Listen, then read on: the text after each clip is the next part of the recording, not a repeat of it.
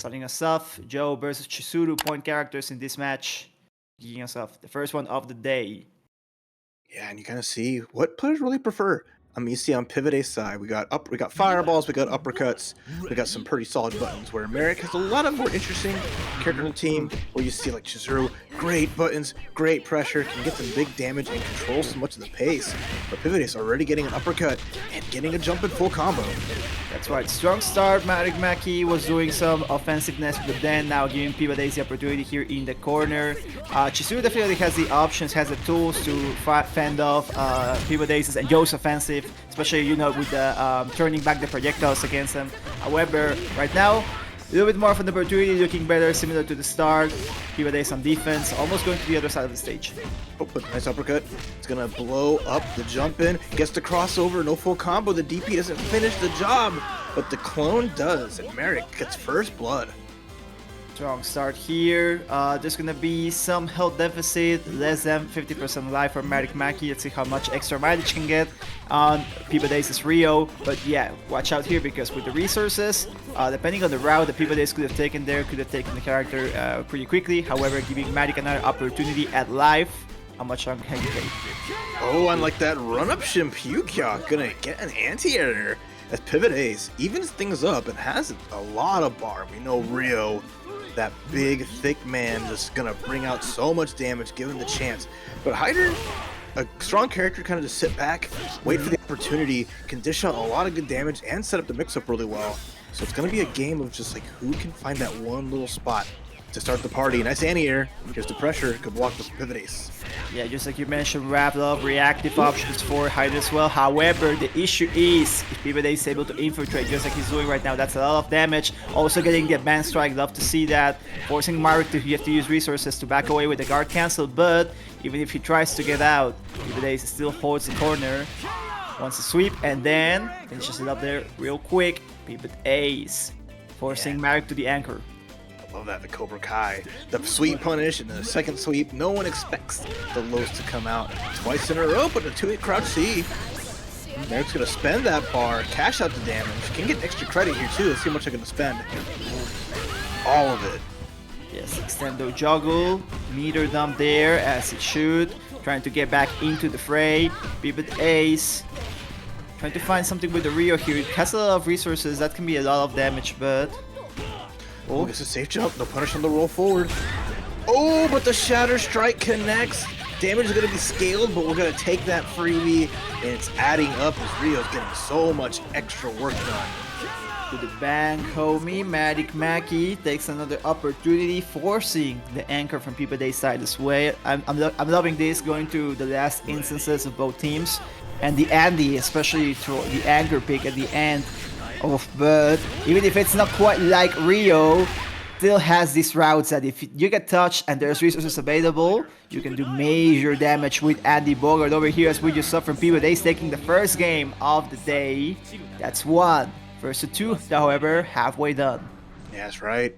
And you see PivotAce looking real warmed up. I'm loving the combo selections, just really nailing things. Like even though they might not finish as explosive as they could by dumping all the meter there, they're consistently being able to find those hits and confirm off of them, and that's always going to be a strong suit to kind of turn the tides, especially when you're playing against a team like Marik's that has so much control. That's why we see the order change. Marik taking a moment, stepping back. No changes in characters, it's just the order. The team that he already had switching up a little bit, putting Heidern in the front. Trying to maybe lean more on the reactive playstyle, maybe seeing more if he can get some options while PivotAce is trying to get in. Slight cross up there over with Joe's attack. Now full screen. Yeah, you don't have the reflect like you do with Chizuru, so those tornado uppers are going to be really nice. Like I mentioned, now it's going to be interesting to see with Heidern, such a mobile character. Even if look at him like the Guile, the Zoner, he has such a fast run, such good buttons. He can play that mid range so well, and you see how much annoyance that's bringing right now to Joe. Right. Oh, trading sides, but PivotAce holds position, pushing damage, but there we go. Yeah, so starting to see a little bit more of what Heidern can do here, waiting out the jumps. Has good position, but oh yeah, just one hit confirmed to start putting in the damage, and then the throw, no, not quite, but it is afterwards with the pressure on and the cheap damage putting in that PivotAce gets the first character. Yeah, I love the layers. Throw out the Hurricane Upper, put the sexy kick out there. If they block it, you get the chip. If they roll away, it's no problem. But Joe's gonna get knocked aside just as quick as that first round ended. So Maki ties things up pretty well here.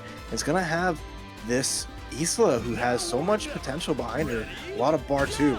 This could be the turnaround that Marik has been looking for in the set. Yeah, so this is similar to what we saw in the previous game. However, in this instance, even Stevens still gonna see the Chizuru gonna have those resources available if need be, but oh, watch out here. Opening by PivotAce, strong Damash. And doesn't want to spend much more, but it's going to get the jump over, jump B, and that's just going to be clean to finish it off there. And I love this PivotAce being able to save so much bar. We know how much potential, power that Rio has with just a little bit of meter. So now can dump it all against Chizuru and really turn the tide in their favor here to finish things off. Totally looking hard for Marik. That was a very good round by PivotAce. This Rio is looking quite healthy. Issue here in the mid-range, trying to find each other. PivotAce on the chase. Oh, but Marik, EX, goes up for the sequence. Ooh, put in my man with the Wizardly, or Wizard Ref. Oh no, I'm not ready for it. Magic too much power. But the spell's worn off, and the Shadow Strike again. Shades of Game number 1. We're gonna cash out level 2 Ranbu. And now we're just seeing PivotAce look to put a bow on it. Send Marik to the loser side. Looking rough, still a little of health left, but yeah, everything could wrap it up here. And there was also the pressure of chip damage as well. So yeah, PivotAce with the position there gets the 2-0 clean 2-0. Start us up here at TNS KOF 105. Posholololol's team, you can see it here as we are getting into this next game, the second one of the day, and with the duel on to lead us off. Yeah, I like it. A solid team on the side of Posh. You know, the Yuri gonna be the more the surprise character out of there, but between like the Shun'Ei and the Duelon, both very, very strong. Even if they might not be like the most represented characters, their strength has been undeniable as we've seen them at SWC and tournaments after that. Really do some good work here. So interested to see how ready Lokof is gonna be for these more unique characters. Alright, so I need to watch out, if not, my man's gonna get put in a blender. As we're kicking off this game, we're still in the pools and we're starting up Posh versus Lokof. Watch out with the action as Lokof starts pushing, push into the corner, but this is what I was mentioning, watch out for these sequences. Luong can get these resets that can prolong the damage for a lot of time. And you look at that out the gate. Yeah. How much of a lead right now, and it's going to be so tough as Lokof gets a grab, has a little bit of bar. This might be the time to turn the tables with the anti-air, and makes the bar get wasted with the throw afterwards. That was the cleanest round you could ask for Posh.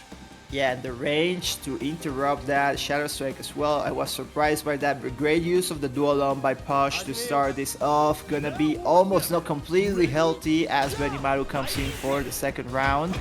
So, trying to make its way in. Oh, punish on the landing though. It's going to be a good start. You mentioned the mix-ups. In the corner, not going to be as potent, but still. Oh, you dragged them forward. That was pretty cute. But Lokof was ready and got a combo of their own. Yeah, and that was the same thing that he did to the Yamazaki on the first round. In this instance, he wasn't able to extend it as far. Lokof taking full advantage of this to start and put himself back on the game. Having position now on the opposite end of the corner. Ooh, here's the punish. Yeah, unfortunately there by Posholololol tried to do a wake up option, but the range just wasn't there. So Lokof just waits it out and is full of lightning to push the next character.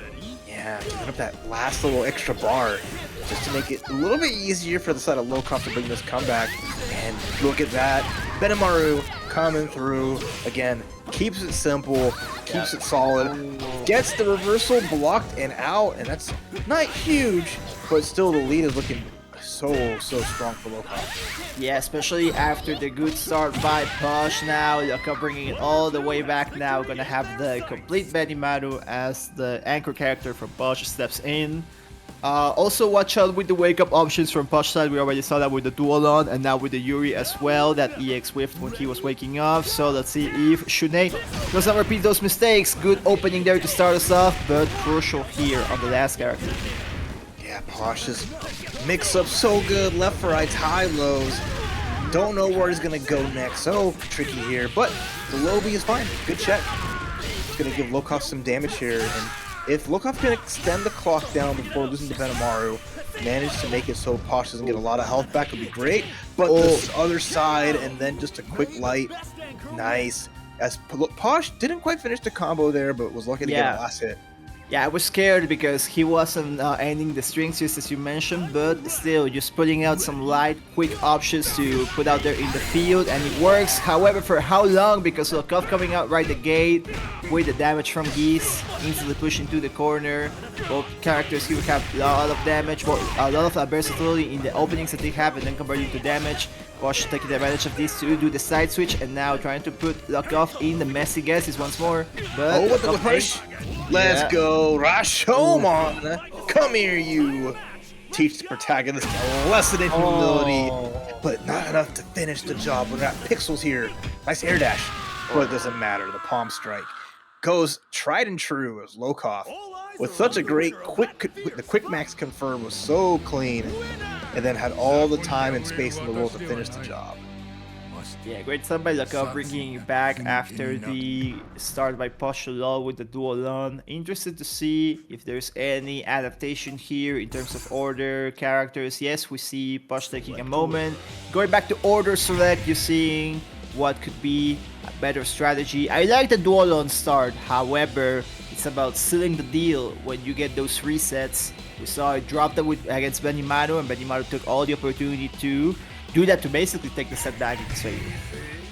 Yeah, all the little resets, all the cute stuff, it worked out so well, but once Lokof starts blocking through it and starts doing better about even avoiding being put in those situations, that could be a little bit tougher for Posh, who found so much of their lead coming from just like those harder react to situations. But you know, Lokof though, with still, despite all of the damage that he took, still took that first game pretty well by stabilizing and just being solid. So curious to see how game 2 will play, as Posh is gonna keep that really good offense up, but can he find those hits again? That's right, that's right. No changes in the order, my man. Just taking a moment, readjusting as we go into game number 2.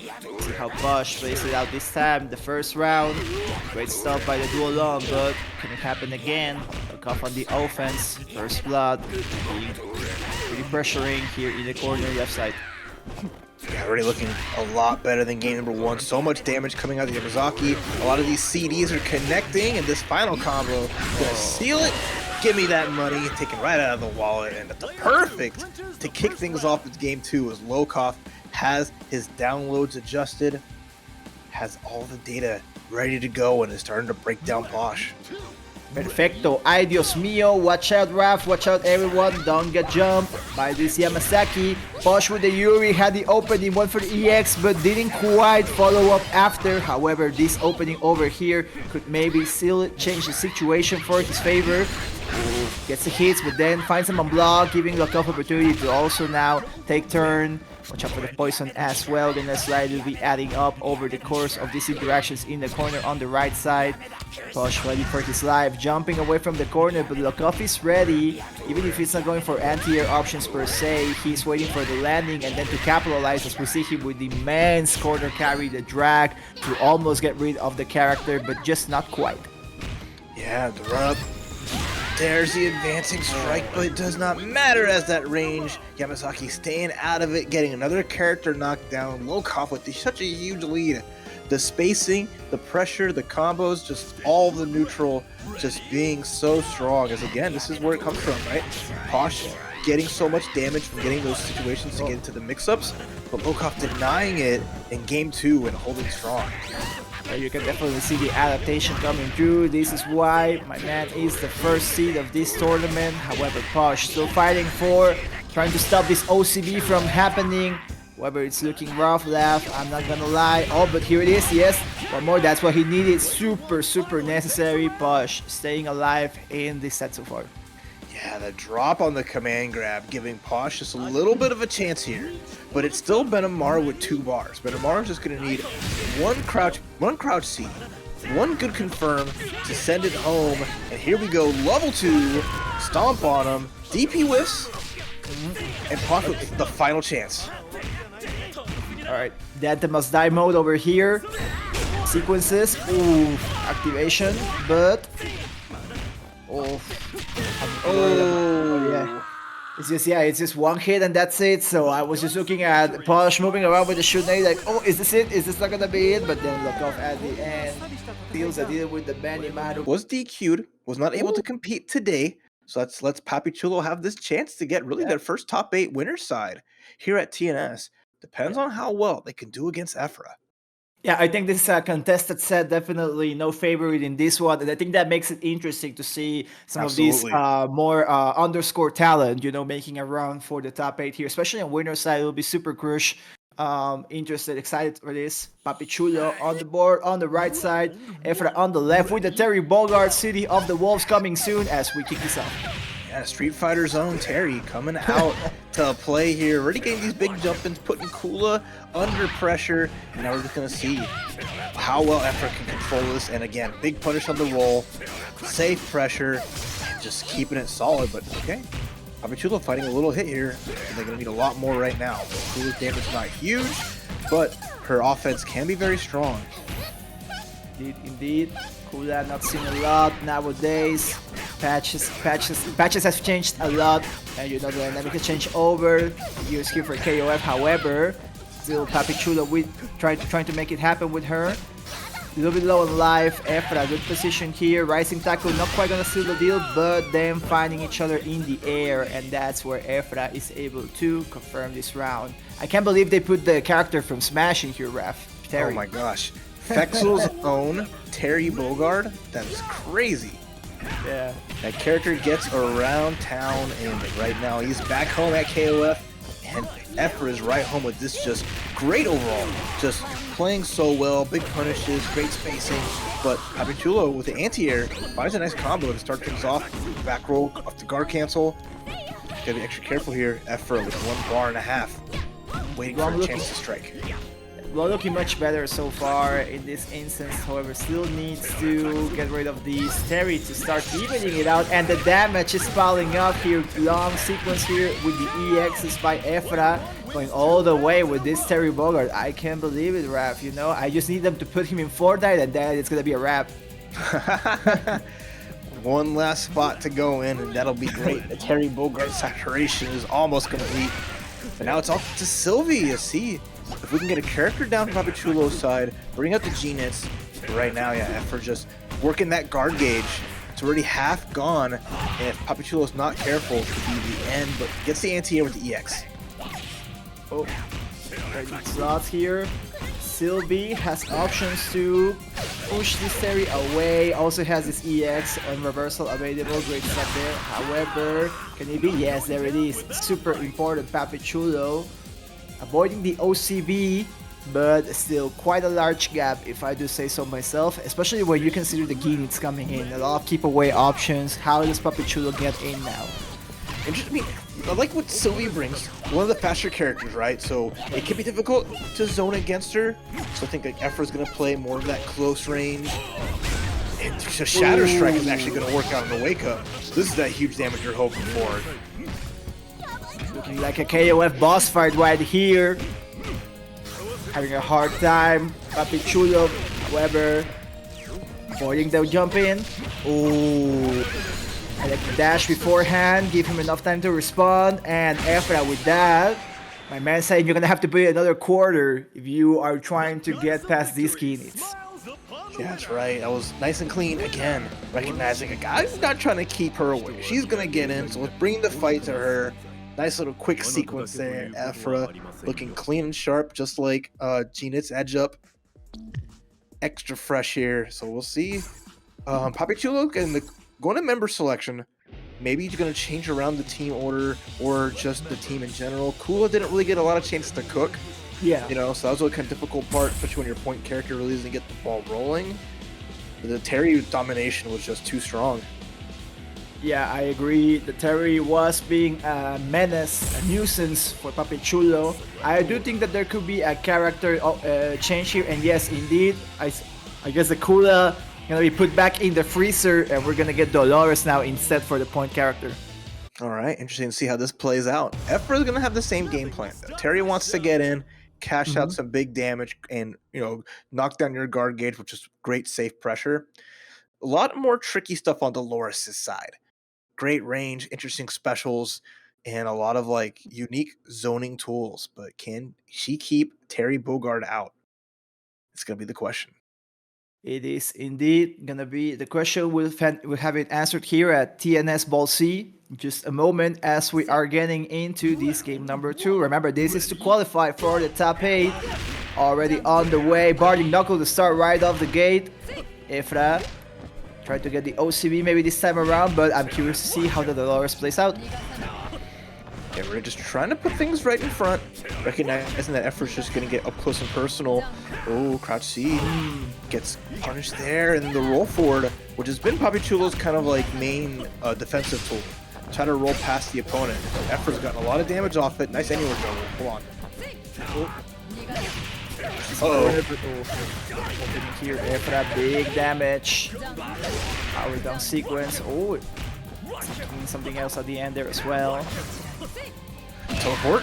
I like the idea behind it. Doesn't get the punish, and the far D kick in the face as Efra holds on despite Papi.Chulo getting the most damage they've gotten out of the point war, but Terry's still with half life and almost a bar. Not going to go down easy. Yeah, Luong looked good, had pretty big damage when he was playing in the first round, however, wasn't staying quite healthy, and that was an issue when the second character came around. So needs to watch out over here. Papi.Chulo, however, has a sequence. I think this might be the pickup for the character. Yeah, super necessary and a much better look than on game number 1. Even Steven's out here, shied above that beat. Yeah, absolutely. I was a little scared. I mean, the first combo kind of messed up a little bit off the Shatter Strike, but it's okay. We bounced him back. Now Jinso, nice little quick light confirm. Once he gets his hard knockdown, set up the life lead, and also just set up more pressure. Yep. Oh, but just waits out the EX Tornado. Good stuff there by Papi.Chulo. Oh, pressuring. Oh, wrong south. Defense here. There's the anti-air. Proper spacing here, but runs right past the EX. Kokodeska, more like no Kodeska. We're not going to cash out another super. This is such a good lead for Papi.Chulo. There's the pinwheel, grab punish. Efra's still alive though. Yeah, but great stuff by Papi.Chulo punishing these EX Tornadoes so far, avoiding the range, and just being able to counterattack at the right moment, especially over here as we see Papi.Chulo finally pushing towards Efra's anchor. We hadn't seen it so far yet in this set, but it's showing now. Yuri Yagami on the court. Yeah, finally. Yuri has finally come to play here, and already it's going to be tricky as Papi.Chulo's got to be extra careful not to let things linger too much, not to let Efra run free, and already some early hits. Gets the close C, damage incoming, going to spend 1 EX, going to get the knockdown. I like it. Oh, pressure here in the corner. Efra taking a turn. What a trade. What a trade. Yeah, crazy stuff, but it's not able to follow up after. Resetting to neutral now. Efra has position, but Papi.Chulo gets the opening. This could be it. No, I think it's missing a little bit more damage. Yes, gonna be one more interaction, and there we go with the air. With the air attack. I was gonna say earthware, my bad, but there we go. Papi.Chulo. I will say the name is not complete here. It's Papi.Chulo forever, and he is showing it in this game, tying it up 1-1-2 for the qualifier for top 8. Yeah, things could have gotten so scary, but manages to avoid the worst of it. Seeing that trade on the Shatter Strike just to get the knockdown against Iori and avoid taking all that damage, and then just the range and the presence of Luong, which is just so good. And but it all came down to the Dolores pick, right? She manages to get the damage against Terry, doesn't just fall flat like Kula did, and that really dictated just how much longer and better Papi.Chulo could survive. That's right. And also, I think Papi.Chulo was doing a better job in getting rid of the Terry earlier now. That and also the counterplay against Goenitz, I think that was good. Notice how Efra went to order select and push back the Goenitz towards the anchor position. So I think that he is maybe trying to avoid the matchup with Luong and maybe get punished like it was in the game number 2. But the adaptations are just piling up between these two as we go to game number 3. Same pointers as we start this off. Absolutely, the anti-air right at the start of it. Terry jumping right into the coffin. Getting some throws though, here we go. Just mixing up the pressure nice and solid. And again, that guard gauge starting to get crushed just a little bit. Pushing now, right side. Try to play with the projectiles, but doesn't quite work. Efra with a throw now, judo. Oh, this is extra scary. Guard break in one more sequence, but nice anywhere juggle again. That's some damage. The roll forward, going unpunished. Jump D, roll back. I'm talking about netcode. What a DP, it works. Oh yeah, rising tackle gets him off of her. Oh cool, however pressuring now. Right side once more, sequences. This dude's on strings! Oh no, you can't roll back the command grab. Give me that free damage. Do it double and make it trouble. And now it's a little bit of chip. Can go a long way. Avoids the EX. And I see Efra playing a little cute with it. Gets to punish on landing. Oh my goodness. Super crush, I think, this first round, especially with the adaptation for Papi.Chulo's side, about to take out the Terry Bogard that was creeping up on, you know, 2 characters, even potential OCBs. However, Luong, also looking quite strong, has the range, can quickly seal this off. Efra has an opportunity for extra damage, but can he keep it though? Oh, there we go. Alright, this was the number 1 character for Papi.Chulo last time, right? And here she goes again. Big boss Terry knocked out. We're gonna see the Iori instead, but Luong and Papi.Chulo cleaned up Iori pretty well. Although jump B round start. Here we go. What a good way to kick off this little matchup. Yeah, looking like free patch Yuri. Oh, good times back in the day. Oh, but check out the damage here now, forcing Papi.Chulo for the blowback to push him away. Oh, jump C. Again, just being uncontested. The sweep comes through in the close D. Here's a chance. Papi.Chulo needs a lot here. Can't make any mistakes. Taking a knockdown, getting a jump in, nice roll punish, and last chance here for Luong. Yeah, it was good sequence by Papi.Chulo there, and finds another one super crucial, especially with the amount of damage that he got in the first one, almost 40% damage. He's doing it again now. The thing is here, he was close with the Terry as well, gets a throw, not quite gonna kill, and Efra wakes up with the DP, and he's able to fend off this Luong. This has been going down to the wire, I must say so, but Efra has been able to clutch it out at the end, these 2 rounds so far. What a strong cross cut to beat the pinwheel and get the finish on there. It's all down to Sylvie here now for Papi.Chulo, but Iori already getting some damage. Jump CD though at the start. DP's coming out, no, but blocks a taco and gets avoided taking huge damage. But the back roll, wow, what a defense, nice.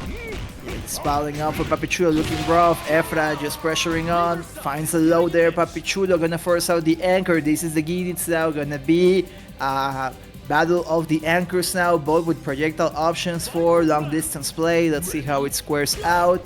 This is for the top 8 who's gonna get in. Both of them have the potential, but only one can come out. And lucky for Papi.Chulo, got a lot of life back here. Very even with the bar. Jump CD, hits. Gonna use the blowback just to push this fast and annoying character away from just trading blows. But the close C's gonna connect. Huge damage imminent. Spends the EX. Extra credit. One more combo is gonna do it. No resources to extend afterwards, but great situation here by Efra, set up for success. The Shadow Strike does not connect. Last opportunity for Papi.Chulo now, goes with the jumping, gets a sequence here, gonna push to the corner. No resources, just one EX. Saves it, but gonna save it for the grave and the afterlife in losers, because Efra, with just the wake up option there, just one button, all the thing. I don't know, they had fighting EX layer characters in KOFXV, but we have them here along with Rock City of the Wolves coming soon. Excited for this game once more. This is a qualifier for the top 8, so strap in folks, we're about to have a blast. Here we go. Rock with the purple jacket and the matching one from Robert here. Both looking extra fresh and clean right now. Yeah, drip select. Okay. Jump D into crouch T. A little bit of something like with 2-piece, but now ViolentKain gets a small combo, gets a little bit of traction. And that neutral gonna look real good. Nice counter hit confirm. Robert in the corner here has to find a way out. Not gonna be easy.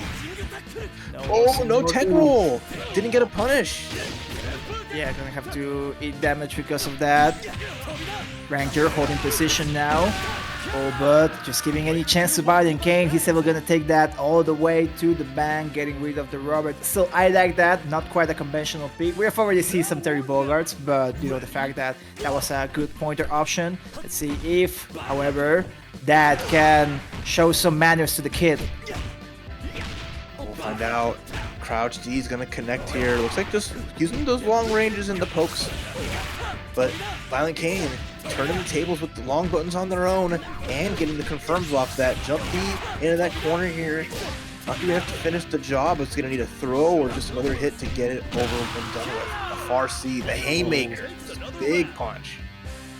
Looking rough for Rankger so far. Already 2 characters down. Blue Mary coming through now. We have another option for the stopping of this potential OCB, but ViolentKain is looking just too strong, too dominant.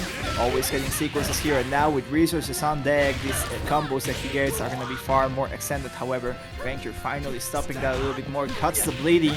Super important now, but any chance that you give to ViolentKain, he takes it right back. Yeah, I mean, that lead is still there. Just one hit. Anything will do here for ViolentKain as Rankger just trying to find anything, a little something. Has some pressure. Gets the grab on the standing rock, but has 5 bars. Needs the chance to spend it. Is not going to get any of that and loses everything in their pockets. This rock takes the OCV and sends game 1 in dominate fashion. That's why my man hit him with the Mark of the Wolves, and that's gonna stay. ViolentKain 1 point on the board with this OCV. Rankger going all the way back to member selection, taking a chance here to have some adaptation. Super important now.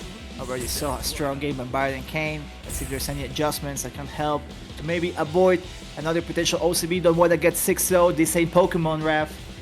No, we don't want to lose down and out like that. You mentioned Mark of the Wolves, and ViolentKain left the Mark of the Wolves right there on the Rankger, so it's gonna have to, take care of that bruise and try to fight back here, get that chance to get into winners top 8. But again, it's gonna be the Kim, it's gonna be the Swampin. So let's see if the Taekwondo Master can be the linchpin of success.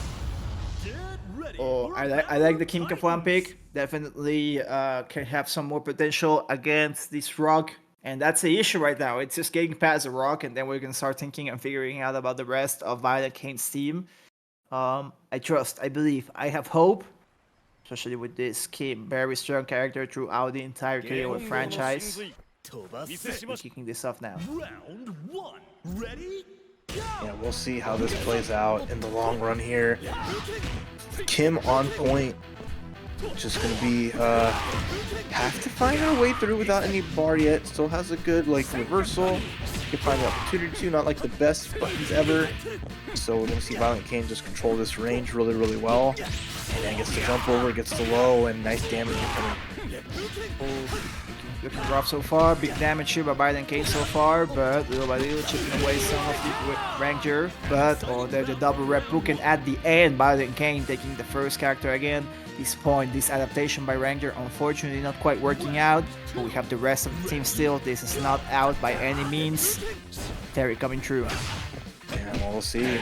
The student can surpass the master. Rising tackle is going to get a nice little quick anti-air, but the whiff punish, the far C into the knockdown. ViolentKain without a lot of bars and spending each one a little by little just to keep their advantage going. And already Terry lost so much life. There's the whiff punch from the crouch C. Try to get down forward C. And sayonara, Terry Bogard. Head back to Street Fighter. You're not ready right here for Rock. That's right. Gonna have some more time to prepare for the City of the Wolves over there, because this rock is looking very strong so far. Last chance for Rankger here with the Blue Mary. Like I said, don't want to get 6-0. I believe, I have trust. A lot of resources at Ranger's disposal. You can see it here as it starts off. Great sequence here following up at the corner now. All the way now, what's the Oki after? Goes for the jump in, but ViolentKain takes turn. Yeah, try to get the command grab, no good. ViolentKain back with the lead. This is a 4-bar Mary. I want to see you spend it. Go all out and get that cash spent. That ATM ain't gonna take it. The bank's not gonna let you deposit it. You gotta spend it. And right now, ViolentKain gets the mash out, gets the counter hit, little extra damage. One more combo will do. Any little light hit, finish the job. Finish the fight.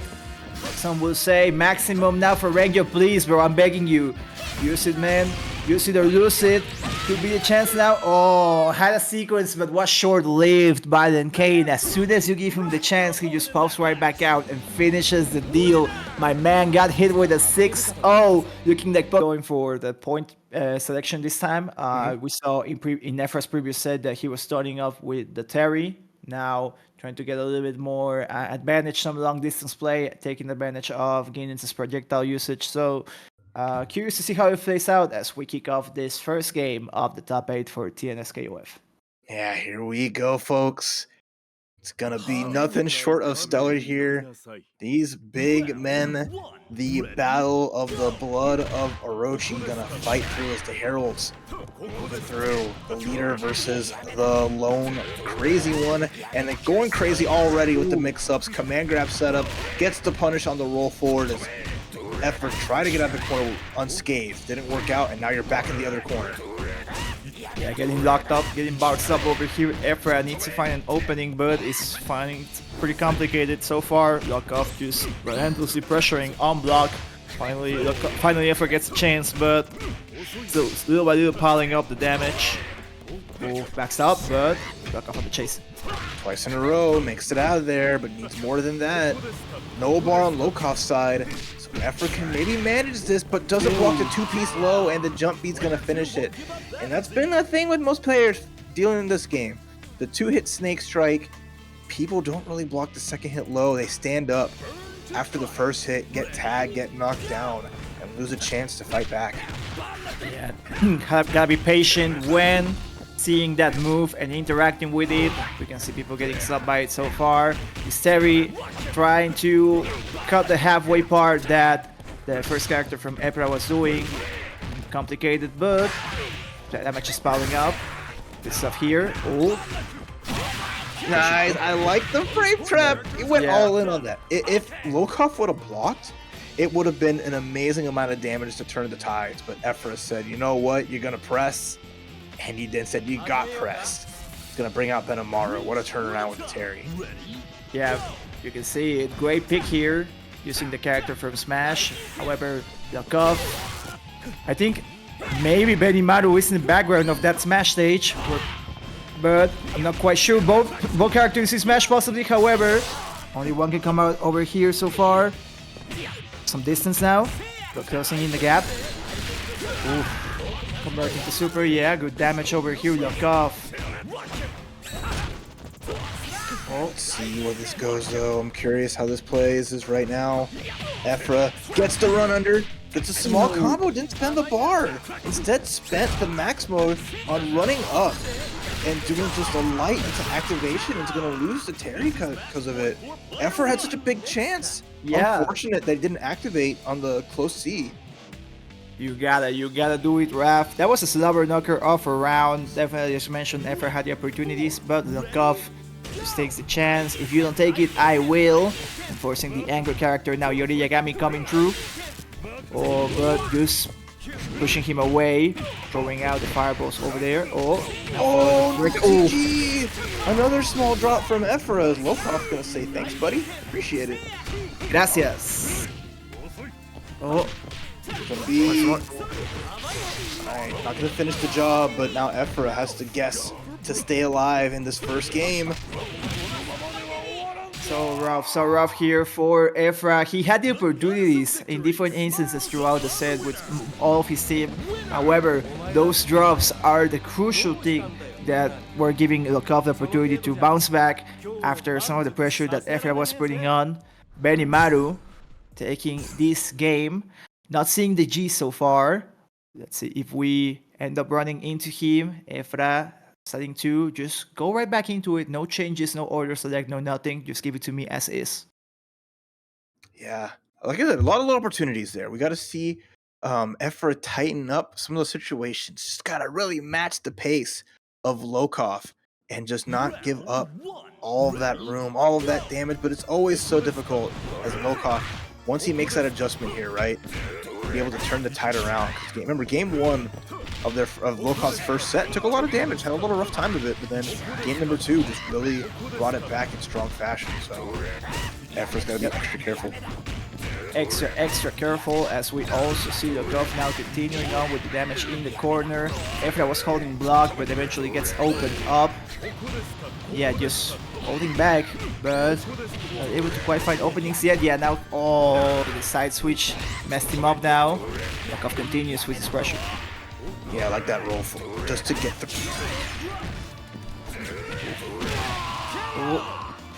So continues on, Lokof, it's no stopping, you know. Efra wasn't really being able to do much when he had the opportunity. Lokof sneaked back in to continue his punishes, forcing out the Terry once more. This needs to happen, this needs to happen now.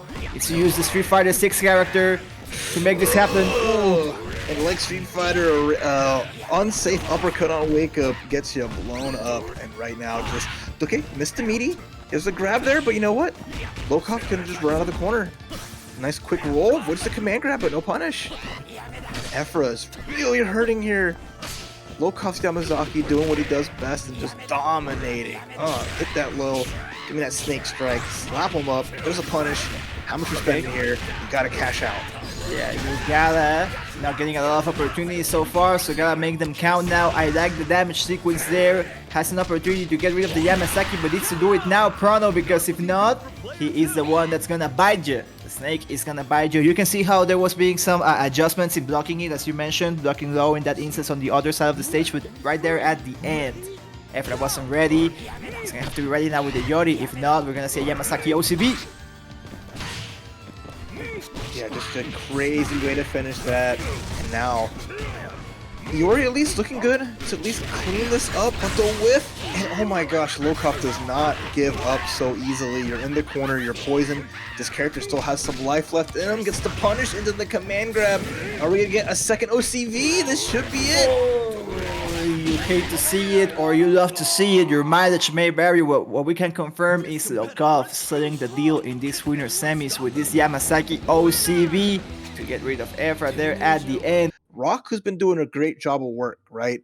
Gonna go on the bench. We're gonna go back to the tried and true, the forgotten protagonist, as Terry's kind of like taking his thunder lately. But Yeah, we can't forget who was the main man of KOF. cannot do it. He's there in the 30th anniversary logo. You can see it, and excited to see ViolentKain rocking the Kyo. You can see that he's having from all the way back, but lately, you know, has been trying out other things. As you can see a Geese sometimes, a Rock, etc. All tried and true. But this time letting Rock now. However, RINO starting off strong with the double Yash. O.Yashiro coming through for the start and piling on big damage. Yeah, it's always gonna be the specialty from RINO, and you blink and you miss it. Already, Kyo sent back to the logo. All right, go back to being the poster boy. You're not ready for this fight. A little bit tough to kick things off there, but that is how it goes sometimes, right? RINO's the master of momentum. Give RINO an inch, takes a mile or a kilometer, depending on where you're from. That's right. Thank you. Shout out to all my homies that use the metric system, as we see ViolentKain now using the K-Dash. Hopefully, maybe if the original doesn't work out, maybe the clone will do it. Super necessary, because RINO strong lead here with just one of the two Yashiro picks that he has. We're not even talking about the anchor, the Heidern all the way out there at the back. Of resources on both sides. One throw to push the opponent back, and now ViolentKain with the chase. RINO. Yeah, great spot here with a chance. I mean, gotta be careful. The command grab lift. Not huge damage afterwards, but it should be enough here to finish the job. O.Yashiro, make sure you don't let him alive. Okay, good. I was scared there. Yeah, if that could have gone real wrong, real quick, basically. So good stuff there by ViolentKain. He's stopping the bleeding there, but he just calmed down the Yashiro. That was one now. He's calmed down. No more Yashiro coming through. 3 resources, 3.5. So let's be careful. ViolentKain pressuring. Oh, sequence. That's motion. Oh, another drop. Doesn't get the minute spike. That's big too. I mean, you know, yeah, regular Yashiro not gonna be the vortex monster, but with 4 bars, a jump C like that, you're gonna see so much damage. And I wouldn't be surprised if K is eliminated here. I like that activation, level 1 into climax, sayonara, K dash. Strong sequence here by RINO. You can see all the damage they're piling up on the health meter. Strong, very strong. And ViolentKain now forced to just one character. The anchor is gonna have to do it. This Ryo Sakazaki 4 bars. We already mentioned this earlier. Hits like a truck. It's just a matter of getting in. You get yourself in. You put in one hand in, and then you can put the entire rest of your body in there for big damage. Pokey, but we get the follow-up. The forward B, there's something there. Stand CD again, that damage is adding up. RINO, light lead, starting to build up the meter, but it's a 5-bar Ryo, right? Just needs a far C. We're gonna see that probably into the EX Shun'Ei. If RINO can, or if ViolentKain can find that hit, there's the jump B. Chop, the pressure. I'm just Scary. begging for the conversion ref. We already saw some players with a lot of resources on deck, but they're not able to find the opening, or if they do, they don't cash out. And I just gotta say, the bars are not available for takeout, you know, like I don't know where you take them, but not after the game. Gotta watch out. Very defensive play so far from both characters, really slowing down the pace of the gameplay so far as both trying to find an opening. RINO recognizes and he knows he gets hit. This is what's gonna happen. ViolentKain with the clean execution needed to wrap it up, and he was able to do it. However, because of the extended duration of that round, the recovery is going to be marginal for ViolentKain, so he's going to have to face off against the Heidern with this deficit. Still doable, however, pressure's on him. Yeah, that's true. 3-bar Ryo, though, only had to spend 2. Get that character out of here, so can really get things moving really far forward. If they find this hit right there, even close-ups, they get the close D. Gonna maximize this damage. Level 1 doesn't quite do the 2 supers, 1 into climax, but happy to take a life lead here. But Heidern now is one with all the 4-bar. 1 crouch C, 1 far B. Could just bring this right back around. It is now a game of inches. What a great crouch C. Anyone's game, as you mentioned, both with resources, both with low health. It all comes down to who gets the opening. You can see once again the pace is being slowed down. Both players looking for each other.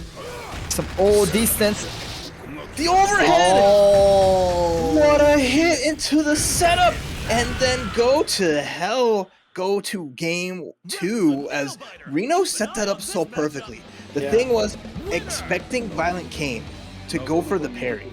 If you go for the parry, you're stuck where you're standing, right? So put out the wheel just to make sure that ViolentKain will be stuck in block stun and would have to either use a bar to guard cancel roll or avoid it in general, right? So just ran up full screen, got the overhead. What a big brain sequence. And ViolentKain just got caught crouching. Just took it like a champ and fell down. Yeah, my man, RINO with the chess-like plays. My man hit him with the checkmate at the end. As you mentioned, we have great analysis as we're speaking up now. Game number 2, super important now. ViolentKain with 1 foot back, pressure's on. Continue on for this winner semis, this top 8. RINO jumping all over, pressuring. ViolentKain needs to find an opening. Okay.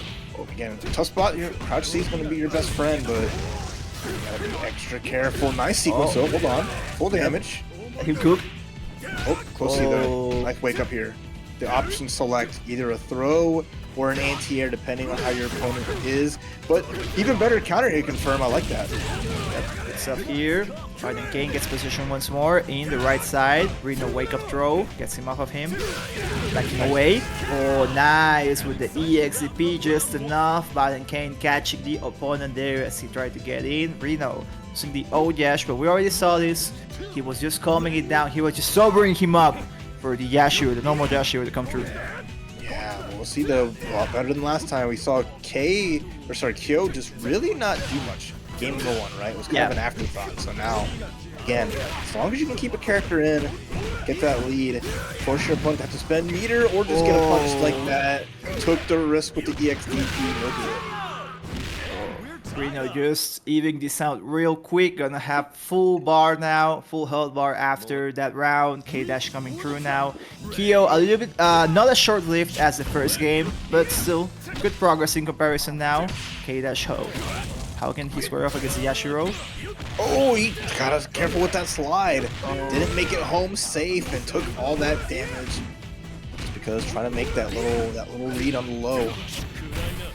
Oh, punish again. Uh-oh. I think this is K-Dash going down for the count. I need to make another clone. I know there's a bunch of them over there. Just check out Nest HQ because RINO is getting rid of this K-Dash so far. Forcing now final character for ViolentKain once more. 3 bars, almost 4. Yeah, go ahead. Yeah, that's what you mentioned. Yeah, 4-bar Rio ready. The gas in the tank ready to go. Speaking of the tank in the background, right? It's gonna be the metal slug damage coming out here. If you can find that little hit, has been doing a good job of it. But RINO's got all the bar in the world too, so big damage can come out from them. And you know, RINO's happy to play slow, waste the clock down, make it harder for ViolentKain. We already saw no issue slowing down the pace of the game.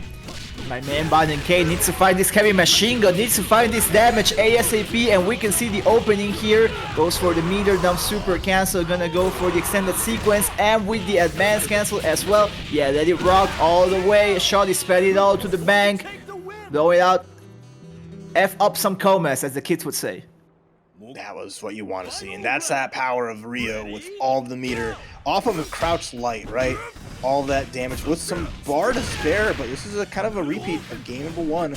We have the Heidern with all the meter here, 5 bars, and still plenty of life. ViolentKain.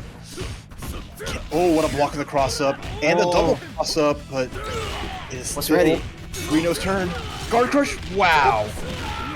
Oh, and here, here's how it starts, you know, goes for the entire sequence, went for the quick mode activation, converting to super, yeah, just letting it rock, doing the same thing that ViolentKain was doing with the Rio earlier. And that was the issue as well, because since ViolentKain had to do that all in the previous round, all those meter just went out, and, you know, RINO had the opportunity here, had more of a win condition to put on more damage.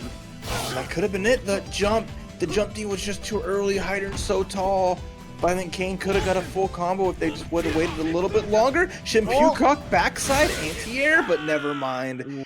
We are holding down. We are making sure our moon slashes are ready to go. It's 2-0 for RINO. And then Seraphine, pretty standard here. Yeah. You know, we know what we like. We like strong uppercut and fireball characters, and we're gonna round it out with that Geese Howard. So 2 unique takes on how to play the game, or what you want, you know, play what you like, make it work for you. So still anyone's game. It's gonna be really fun. For sure. Starting off with Athena point, A on the P. Oh, but Seraphine, just as you mentioned, tried and through. K-Dash starting off, heated up, putting the opponent in the corner. Oh. Okay, scrambling. Distance play. Now, Seraphine chasing after, RavenFP full defense. Oh, Psycho Ball up. I mean, Athena, always one of those interesting matches, right? She is not, she's not amazing, you know, I'll be honest, but she does fit a unique niche of being able to run away, throw such a great fireball, but once she gets pinned down, it's kind of rough, right? Hit that crouch C, nice little confirm off of that at the very least. But beyond that, right, you got an uppercut that may work out for you. RavenFP, they got a bunch of damage off of that. Tried to follow up with something, didn't quite work out, but hit by the jump CD. Strange interaction, they just reset, you know, go back to the exchange of fireballs. Oh, I like the jumping, how Rabel is able to infiltrate after and, you know, just finish up the K-Dash from Seraphine, recognizing the long distance play and just biding time to go ahead and seal the deal. However, watch out because Yuri is coming through now. Yeah, I mean, I'm surprised Seraphine didn't pull the trigger. Couldn't maybe got the launch off of that, got a punish on the jump in, but right now, crouch B gets the hit. RavenFP gonna lose their Athena here. Yeah, just quickly sealing the deal there. Seraphine forcing the second character from Raven's side. That's gonna be the Nash. We were talking about it. Also has this special mechanic. So let's see how Raven is able to use it as scoring off. But the quick mode activation. Seraphine with the big damage here. Ouch. Great way to start. Flaming them up, lighting them up. And now Najid has 2 bars. A little something there, right? I mean, we know Najid's a unique character. She wants to power up one of her specials. Using her EXs. Gets a drop on the quick match, but gets a little bit of reset. Being able to get the super There it is in your juggle to power up the drop kick. Roll forward's gonna go unpunished though. Seraphine now has a chance to bring this right back with the Scum Gale. Command grab damage gonna go coast to coast. Face Ghost out here. Watch out. Big damage. RavenFP holding back. Oof. Looking rough. Okay. Guard cancel. Seraphine is not stopping, bro. Oh. Oh, the CD. It was a CD you wore there, but the shoulder check from Iori gonna send Nash packing. Now it is down to Kukri. A little unique character, right? He's got such a great runaway game. So tricky to kind of like space with if you're not like up in his face.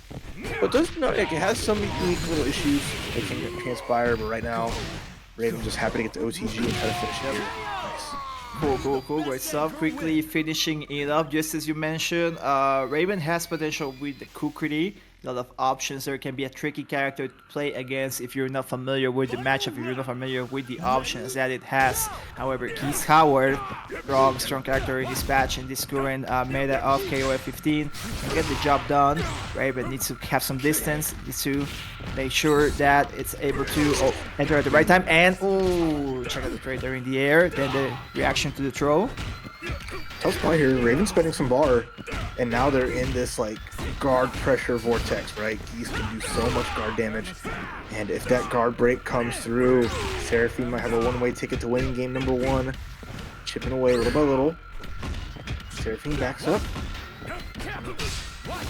Block all opening. RavenFP doesn't do quite much with it. Seraphine now. Oh, the jump over gonna get hit. And that should be enough to finish it. EX Repukin gonna send it home. Game 1 for Seraphine. Picking their spots really well. Kukri not with like amazing crossover potential. But that jump over getting basically hit out by the close C just sealed the deal as, you know, Seraphine just really ready for those small moments. Yeah, and I'm thinking about that set. I think that Raven was doing a great job with all the characters. It just was a matter of like stacking up against each other, you know, Seraphine versus Raven. Just Seraphine was coming out on top. It's just more like a exchange of neutral interactions of just getting out on top most of the time. However, I did like some of the initial stuff with the Athena, the jumping to get the first round. Nash as well has some great sequence. Like, yeah, it's just a matter of finding the way of bringing it home for Raven. No, for sure, right? You get all those little chances, but when you're playing a team that kind of like, at least like 2 of them definitely can be played more defensively, it can be hard to like switch the gears to be able to play like from the deficits there. I think Athena and Kiki definitely play really exceptional from ahead, but they just have to RavenFP just has to find that spot to get ahead to get that lead, right? So we'll see. Yes, kicking off game number 2 now. You can see some of those adjustments now ensuing. RavenFP constantly putting out fireballs in the stage, also trying to catch Seraphine's movement. Seraphine still trying to go head to head, some jumpings there, jump CDs, not quite connecting yet. And here it is, just what you were mentioning, Rap. If Raven is able to get ahead, they can put up shop. Yeah, not a bad spot. I like it. Well, yeah. Nice. Just a 1 bar, get this character out of here. It's just been really smart, playing it safe and solid, and that's going to be the advantage that Raven's going to have now. Has pretty much a full life Athena in control here. So Raven, I think they can just keep their game plan going. Very good position. Just a matter of maintaining the game state as it is so far. And it's looking like that's the case. I'm really liking the strike throw mix-up so far here from Raven. You can see how they approach with the throw that time. And just continuing, but Seraphine is starting to show signs of life. Gets a command grab, guaranteed sequence afterwards, converts to the super, going all the way to the left side. This is good. Hits him with La Chueca, and then converts once more. He had all those resources available to almost get rid of Athena. Then I have to use one more strike, one more attack. Can he get it? Yes, with the jump C. Yeah, big bonk. And nice from Seraphine there. The combo was so perfect. keeping Athena out of the corner just enough to make that tricky crossover, and just Iori does it again. Despite the lead Athena had, just melted until the EX dropkick. Round start, I like that option. This is back to square one, so to speak, for Raven. However, Nash was looking pretty good in the first game too, so I believe, and we can see it here, gets a knockdown. Okiseme afterwards, nothing much, giving Seraphine the opportunity to start pressuring in the corner, but they go back to trading blows. Oh. Okay, that's nice. He's double one dropkick. Get the punish on the fireball. Gets the extension too to jump CD counter hit. And nice from Raven, again in control. Gets the power up on the dropkick. The hip attack does, you know, a little bit faster, a little bit better once you start landing those hit grabs. And now all down to Geese Howard, 3 bars. Can Geese remove Najid as fast as they got rid of it, as Athena got melted by Yuri? Oh, max mode. A lot of damage here, gotta go fast, quick mode, looking like a speed run out here. RavenFP has been doing a great job so far, even with Seraphine trying to wrestle control of the setback. Raven is able to find this opening, is able to find the damage, playing to the character strengths. Liking this so far. Seraphine with the guard cancel blowback, even in close range, even in the corner. Now piling up defense, not piling up offense, pressuring. Oh, okay. Ooh, the EX Shippuden. If that would have hit cleanly, that would have been a full combo. Still, Raven gets hit by the overhead. There's the grab. Ooh, extra damage. Overhead gets blocked. That would be punishable if Raven didn't back roll out of it, but under pressure, wanted to get out of that spot. Oh, what a trading. Oh, Shippuden avoids the progress of Raven, but at the end, with the jump after, is able to find the character, is able to find the game, and we have a 1-1 here in this top 8 losers match, Raph. That was so well done. I love that. Just little air dash. Najid just reaching through and just slapping Geese across the face. And not today, Mr. Howard. Is not today. Oh, little close there, but I mean, having the Kukri full life as the anchor character was such a good spot in game 2, especially with how much of a nail biter game 1 was. So now it's down to see who will remain in bracket, who will continue on loser's side, and who will be sent home at 7th. That's right. RavenFP looking much better. You can see the adjustments through the set so far. Seraphine with the slight change in order. It's Geese that's being pushed up to the middle position. Yuri now anchor. K-Dash staying the same at the start.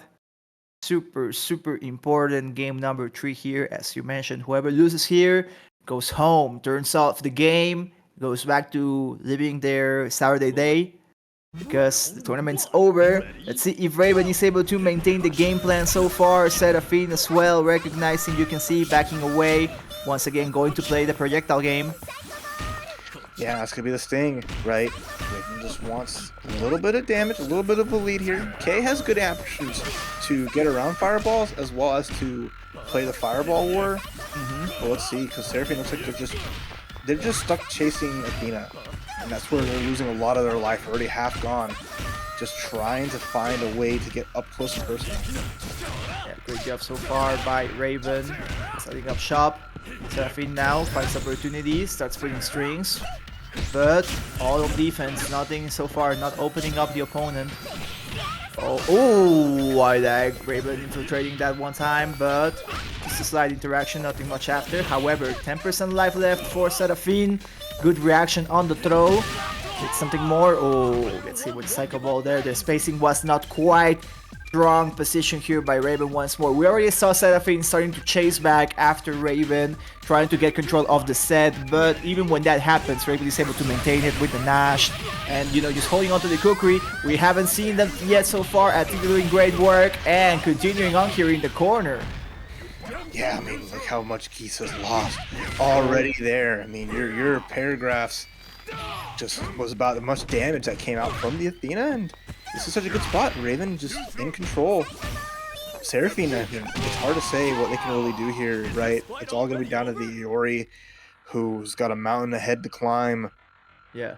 And I think, again, it comes down to just not going into Raven's game, not falling into the trap of really chasing after Athena, and thinking that you're not going to get punished from just running and jumping to try to close the space. Yes, and I think has been playing into Raven's game plan so far, and that's been the big issue. Here right now, slowing it down a bit, tried to go for the command grab, but did not quite work out, giving Raven the opportunity to start piling up a bit more damage. Seraphine does have the resources, he's at maximum right now, but may not be able to use it depending on how this sequence goes. Okay, throw for a reset there, and then, oh, here the juggle with the Psycho Balls, then into the super. That was crazy, Raph. Put that in a clip, guys, because RavenFP is advancing with the Athena OCB. Dang, that's an idol if I've ever seen one. Oh, I hate the day. We're going to have Basurto's first shot here, and already the Rugal is going to be a marquee character that I'm looking forward to seeing. Right. The original King of Fighters big boss is going to be a feature here after the Rio.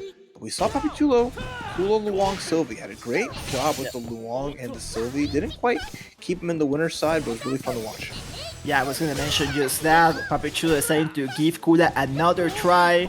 Why not? We already saw that he has options in case that it doesn't quite work out.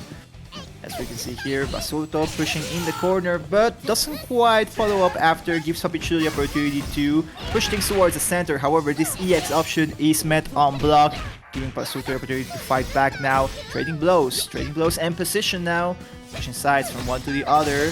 Papi.Chulo is the main one trying to propose on block. However, just as he finishes, Basurto now with the counter offensive already had built up the resources to convert to level 1. And that's big damage. Nice little jump B leads to so much, and that's kind of the difference between the two, right? Kula's little jump in does about, you get a quarter of damage you spend a bar, right? Whereas like Rio, off of like half a bar, 1 bar, it is just almost half life if done correctly, and it's gonna finish off with the uppercut there as Basurto strikes first. Basurto with the first blood here so far. Luong has been one of the strong characters from Papi.Chulo's end so far, as we've seen in the tournament. We can see here the Shadow Strike option now followed up with the EX. I think that there is potential in this sequence, not quite enough to kill, but then with the air normal afterwards is enough to get rid of the Rio. That's good so far to even out in terms of characters. And here we go, this ain't 2002 Raph. Here, it's not prohibited to play with Rugal. Oh, it's got the shoulder pads, meaning business here.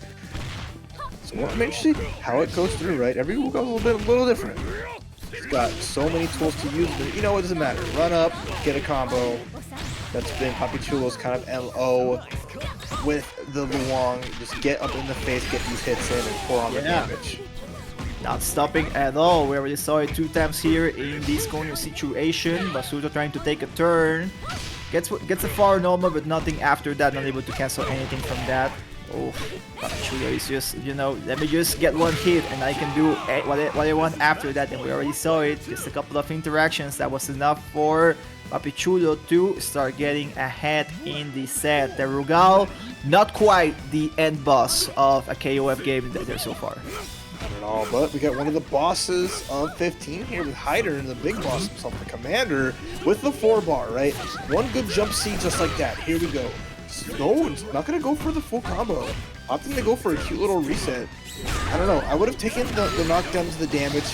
Here's going to go for the Stormbringer, going to finish it there. But hey, it's Basurto playing, not me. Yeah. All good. Last character situation now for both teams. Gonna have to anchor it up here as we see the Sylvie Paula gonna come through now. Long distance options, long distance projectiles available for both players here. The Stinger impedes the progress of the Sylvie now. Basurto jumping in. Oh, gets a sequence here. Good. Stop. But the super, the timing is not quite there, forcing the situation to reset. However, no issues whatsoever. Basurto is able to keep it back up. However, it had the same issue with the Stinger, the EX Stinger, and then the cross-up. Oh, and then the Wish Shatter Strike. Oh. Basurto with the perfect jump. Gets the punish, gets a quick combo, and the commander commands the first game. As Papi.Chulo was really controlling everything until the boss man said, hold on. Yeah, things just changed when this Heidern came through, and even with the Heidern, Basurto was having some slight drops there in the sequences, the super drop, the EX Stinger dropped as well, but he said, not a problem, I can still wrap this up, and he did, the absolute madman. No, absolutely. class act Heidern side. Papi.Chulo is going to have to dig deep. They were finding their chances. It can't just be the Luong, though. It's got to be the whole squad coming through to support. Totally agree with you, Raph, in that regard. Kula staying on Papi.Chulo's team. We saw previously how he decided to do the trade with the Dolores. However, in this instance, he is committing and looking good. I've been liking the Kula more in this set. However, as you mentioned, it's not just one character. It needs to be the entire squad. And Basurto now fighting back. Sequence here in the corner. Oh, big pick up. Spends it all, and I like that. Just dump all of your cash into those big stocks of Ryo Sakazaki, and then gets to sweep the Cobra Kai. Put it all in the Sakazaki, in the Kyokukin gym. All my money, alright? I believe. I'm right there with you, bro. Luong coming through now. Strong pick, however, very healthy Ryo Sakazaki on the left side. No resources though. Gonna have to find some more openings there, some more resources to continue on the damage. As soon as he had the EX, he spends it, but builds it back up right away. Papi.Chulo now, super cancel, big damage, and then the cross up. I like this. Still has an opportunity. Oh, backing away. Oh, EX, interesting. Pinwheel comes through, and I mean, Luong is taking a lot of damage here. This is the scary part. Advancing strike, advantageous frames to punish. The throw. This is looking grim. Oof, complicated. After the meantime beat. Oh, the DP is able to break through. I think Papi.Chulo was trying to put a button out there, do something, but Basurto just invalidates that with the Ryo, forcing it all the way to the Sylvie Paula, and hasn't lost the character so far. This is looking rough. Oh, and then you see the juggle. It's looking even rougher. It's like sandpaper. Oh no! The DP doesn't even make its mark. Gonna spend the 2-bar. Kinogi! Came with the secret arts. Gonna have one chance. No, senor. All the damage was there. Basurto with the OCB. Another one. I don't know who's keeping count. Not me, but I'm just surprised at the level of play so far and the strong characters that have been shown and the OCBs. I think that's like the third or the fourth that we have so far in this broadcast, Raf. So strong level of play. And we're gonna see him here, courtesy of Efra, with that Terry Iori go nuts.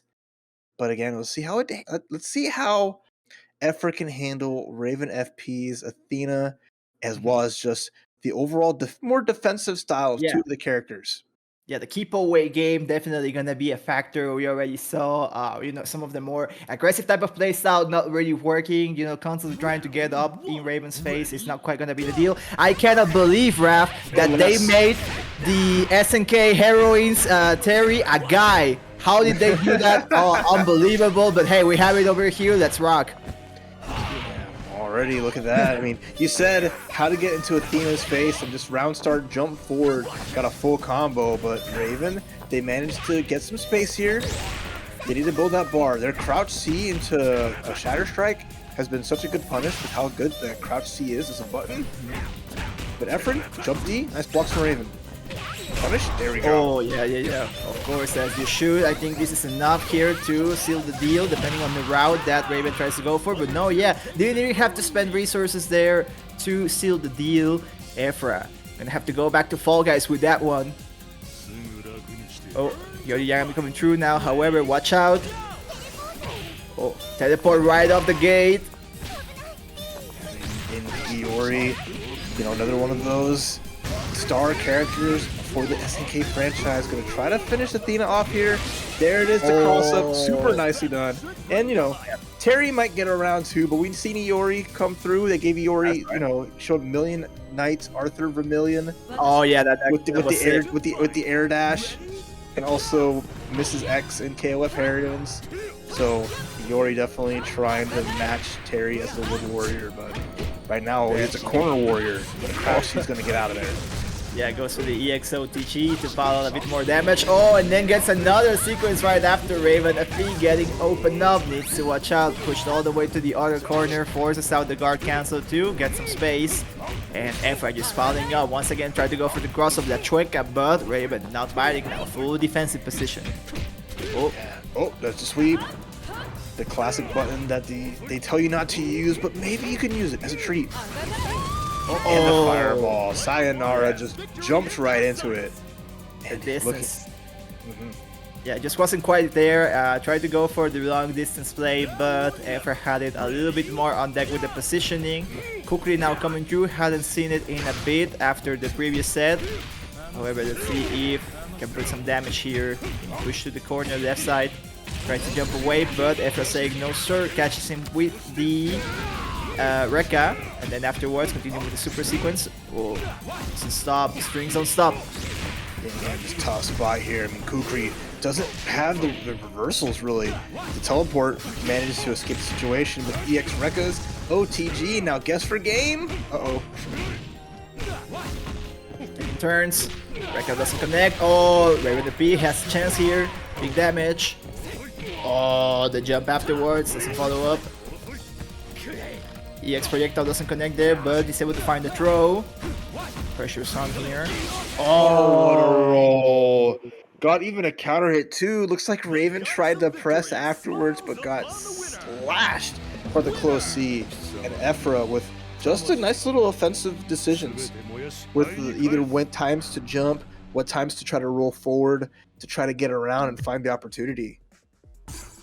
Yeah, I was liking the play by both participants so far. I think that RavenFP was doing the game plan that we were mentioning before, but Efra was having a better time playing around it, you know, jumping, and also, you know, just not having any issues with the projectile war, and also recognizing when Raven wanted to throw out sequences. You can see, for example, there at the end with the EX, how Efra was just running away and punishing afterwards. So Raven gonna have to keep mind of that as we go into game number 2. No changes in both ends as we go back into the training stage.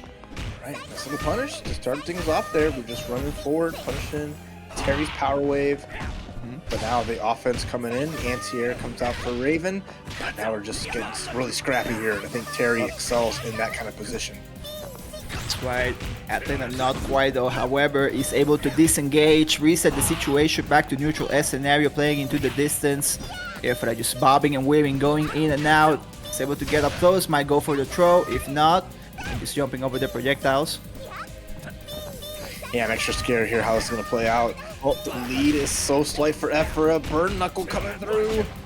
The corner pressure there, but again to confirm, Crouch C Shatter Strike. Alright, Raven, action damage. I like this. Has enough, yeah, for the super. Was building up the meter there, but not able to finish it. Gonna have something else and not gonna be able to do it quite there. RavenFP was just short of a sliver of health, but Efra finds the sequence there and finishes it up with a rising tackle right there at the end. What a crazy just run up close C. Got close and personal. And that was such a huge way for Efra to keep Terry in the game here. But Najid, yeah, 2 quick hits. And it's going to tie that up almost immediately. Right away, good stuff here. Staying competitive, I'm liking this. Efra, second character now coming through.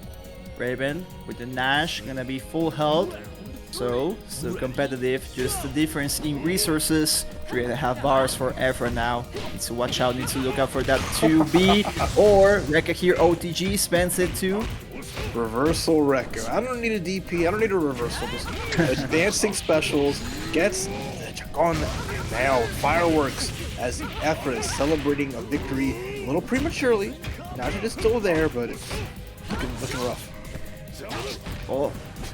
Bro, back away, get off me, bro. Oh, dang. Just Efra waiting after. Raven unfortunate with the whiff. This is Nash now, gonna be the Kukri.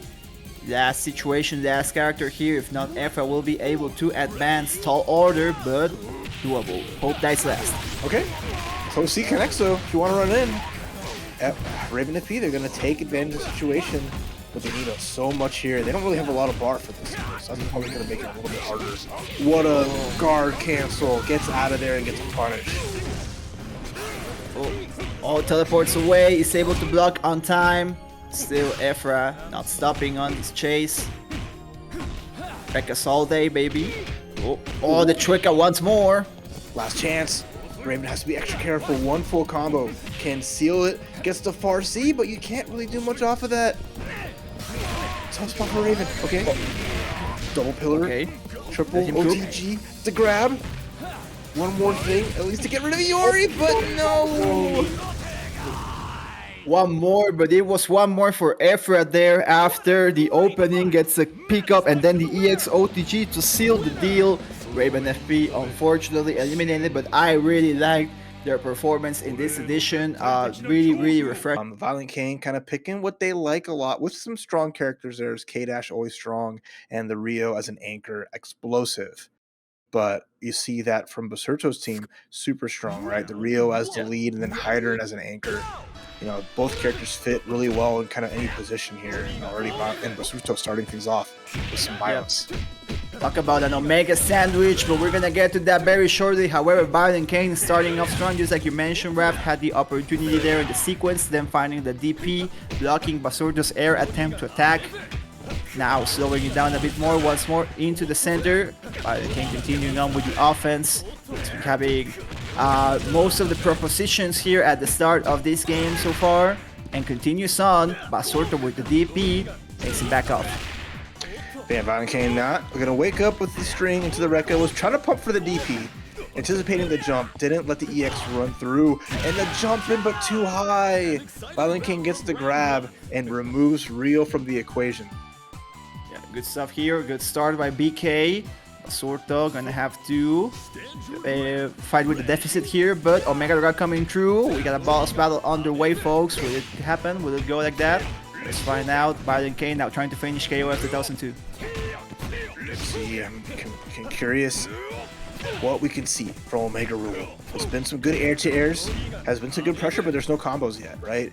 Has not found that big hit they want to explode with all this bar. Need to see the bombos, as you mentioned earlier. We haven't seen much of this Omega Rugal throughout the event so far. Basurto had it on the previous set, but wasn't quite showing a lot. Let's see if here is the case. Oh, big opening. Oh, hitting on block. Oh, Backing the away. side strike. What an answer, double grabs. ViolentKain on offense, but jump CD, okay.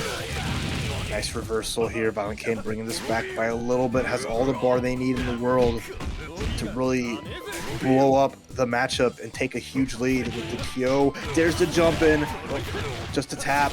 How much for spending? Tap it in, tap it in. Man balling out in the casino, in the convenience store, in the department store. Yeah, but staying with a sliver of health, giving the opportunity to Basurto to go there and finish it up with the genocide cutter. Full genocidio. Sorry, my Spanish came out, Raph, but amazing comeback by Basurto. This is a bilingual stream for KOF, so we're enjoying that. As we're enjoying this Omega Rugal, advancing strike. Try to get Q with it, maybe trying to call out a back roll, but crouch C comes out for ViolentKain, who now has two characters to one. It's going to be down to the Heidern, the commander, the Comandante. It's going to be a tough There we road. go. I knew you had it in your Rap. Love to see it. As you mentioned, the Comandante, the commander is right there. Heidern is strong option here, but ViolentKain has a character advantage as a K-Dash is putting the pressure on in the corner. Basurto trying to jump away, but having some issues here. Slowing down the game once more. 4 resources here. Will he be able to cash out? Could be a big help to even out the characters.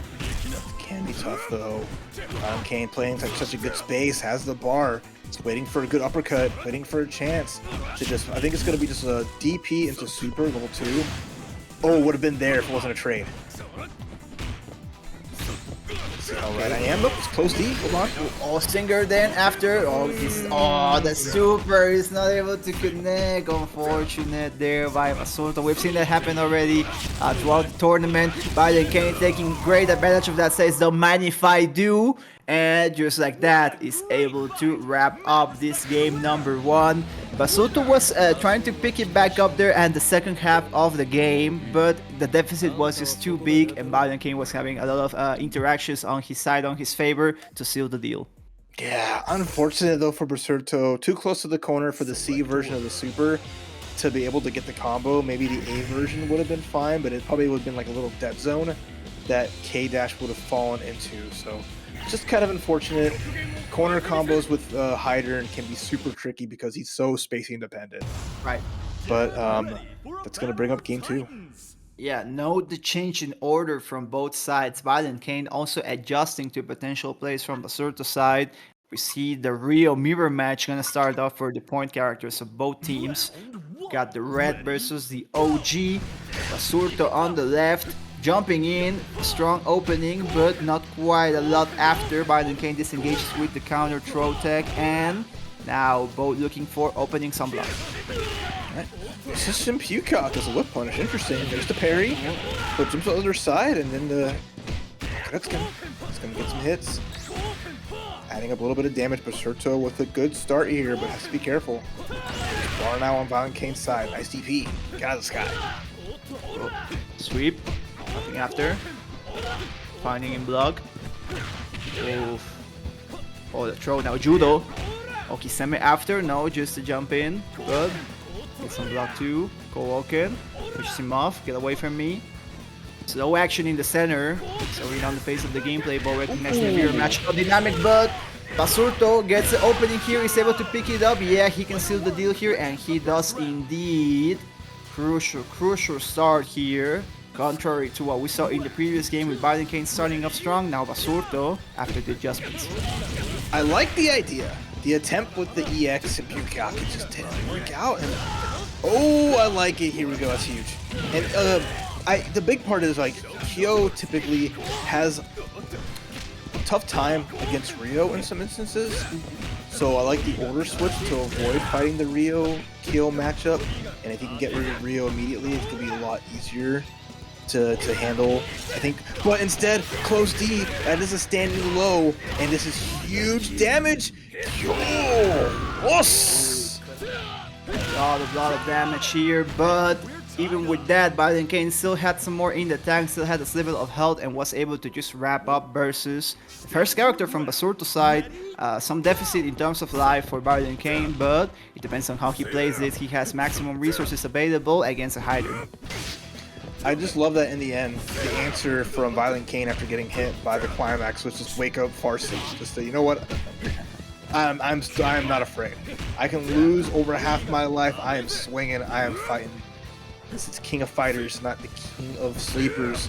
And right now, ViolentKain just trying to find anything and not gonna get it. Kyo.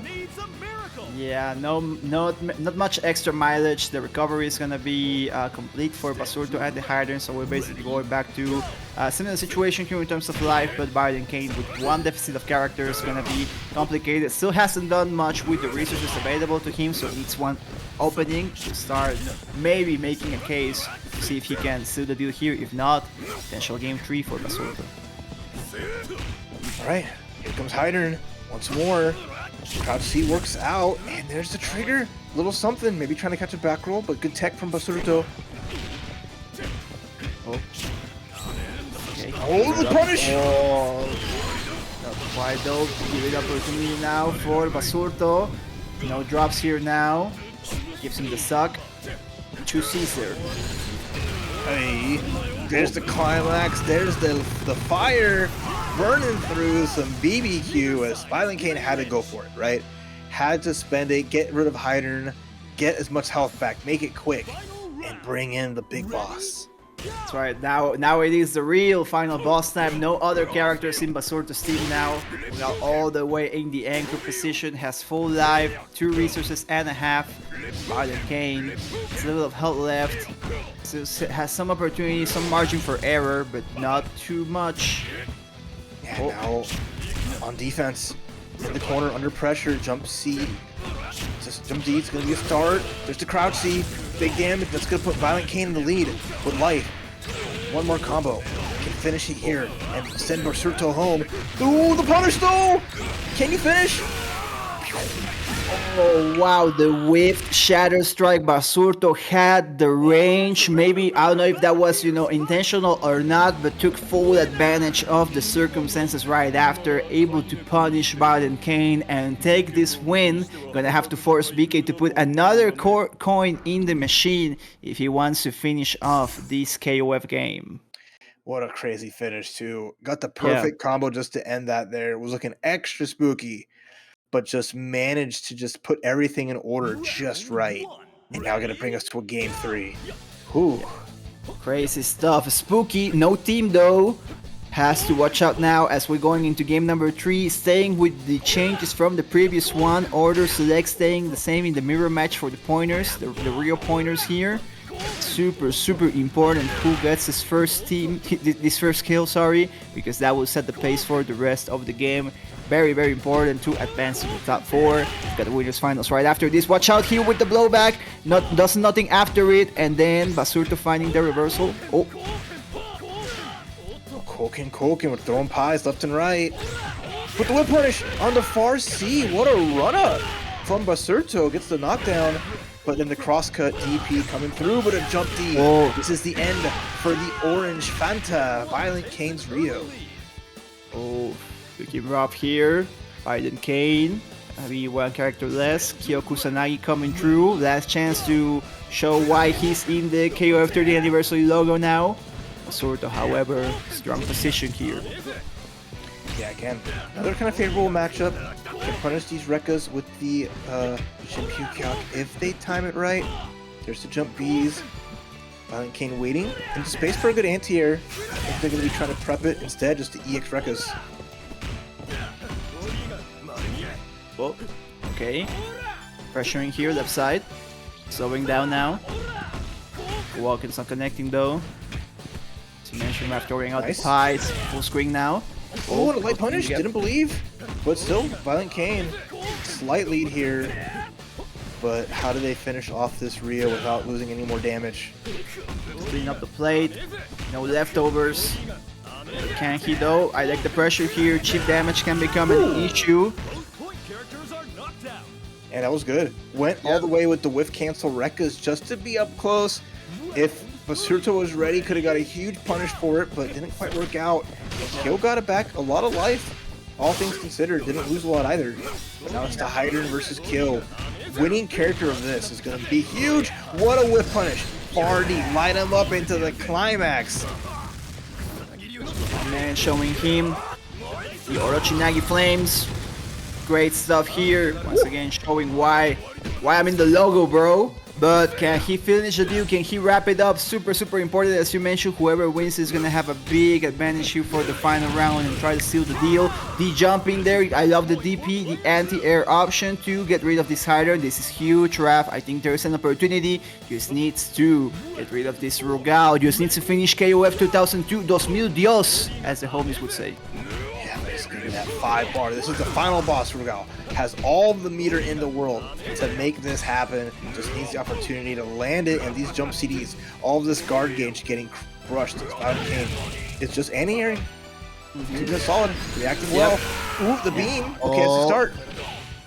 ViolentKain playing the React Andy game, but Basurto also taking turns when he wants. Oh, here gets hit with a super.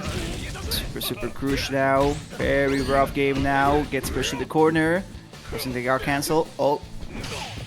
Last chance. One combo, any one hit. Command grab. Boom. Guess for game. Where's it gonna be? The close C and eliminating Basurto at 5th place. ViolentKain moves on. Kyo Kusanagi earning his spot in both, usually. And even the Ash, who was like the premier RINO character, is back in the deck. But the Najid, don't really see this often. This is a special flavor of RINO for this first fight. I'm interested. I agree. Yeah, just as you mentioned, sometimes you can see the changes from RINO, but the Nash is one of the more non-conventional ones. Interesting to see, especially as a point option. Looks like RINO is trying to get experimental for this winner's final set. However, quickly pushed to the corner by Benimaru, by Lokof's Benimaru, and then now going to the center. Okay, with the stock, double C once more, center stage now, but Lokof takes turn. Yeah, that's the advantage too. I like that. Simple combo. Spend your bar. Keep dodging in the corner here, but ooh, the cross up. Fully stocked drop kick. Oh, that's chunky. And then yeah, level 1 super to finish the job. All off of the auto cross up with the jump C. Is always going to be able to hit on the other side, and makes it difficult to block against her if you're not ready. Yeah, my man hit him with the skippy peanut butter with the chunky bits. As we go now into game number 2, this Yamazaki coming through, characteristic pick by Lokof.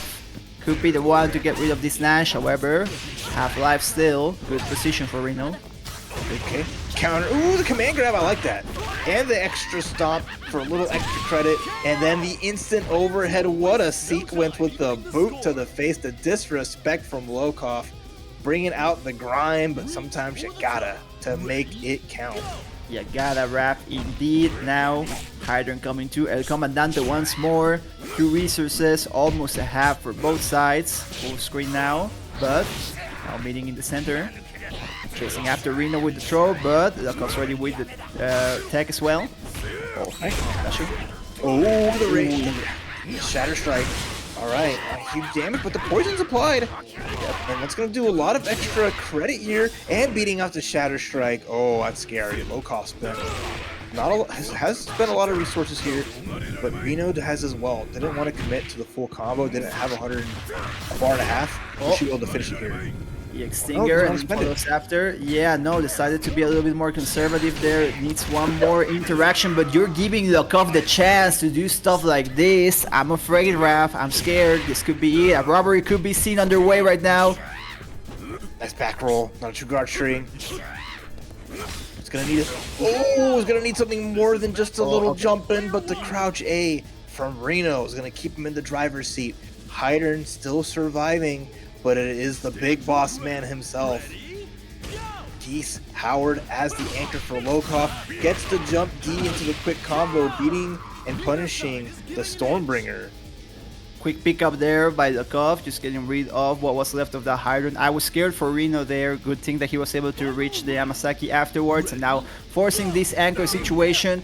Has a win condition available because he has the max mode, so RINO just looking for this 2B opening to then convert in the quick mode and do his thing. Can he get it though? He's in the corner. Gonna need a lot though. Just one movie is not gonna be enough. You need a double feature if you want to really probably bring this back, but right now, RINO getting some damage. At this point, I think one more clean hit should be able enough to finish the job if they get the full combo, but they're in the corner, they're stuck. They're in jail. No way out, back against the wall, and no bail option so far. Has to go for the guard cancel afterwards, and now, yeah, Lokof gets the opening just like you said, Raph, with the clairvoyance, one opening, and with the resources available, able to wrap it up, and with style at that, using the Raging Storm to seal the deal in this first game of the first of 3 winners final. Not often you see just the raw climax there, but it was such a good setup with the whole sequence, just a beautiful max mode combo, optimally done. Put Lokof on the board with game 1, and it's going to be interesting.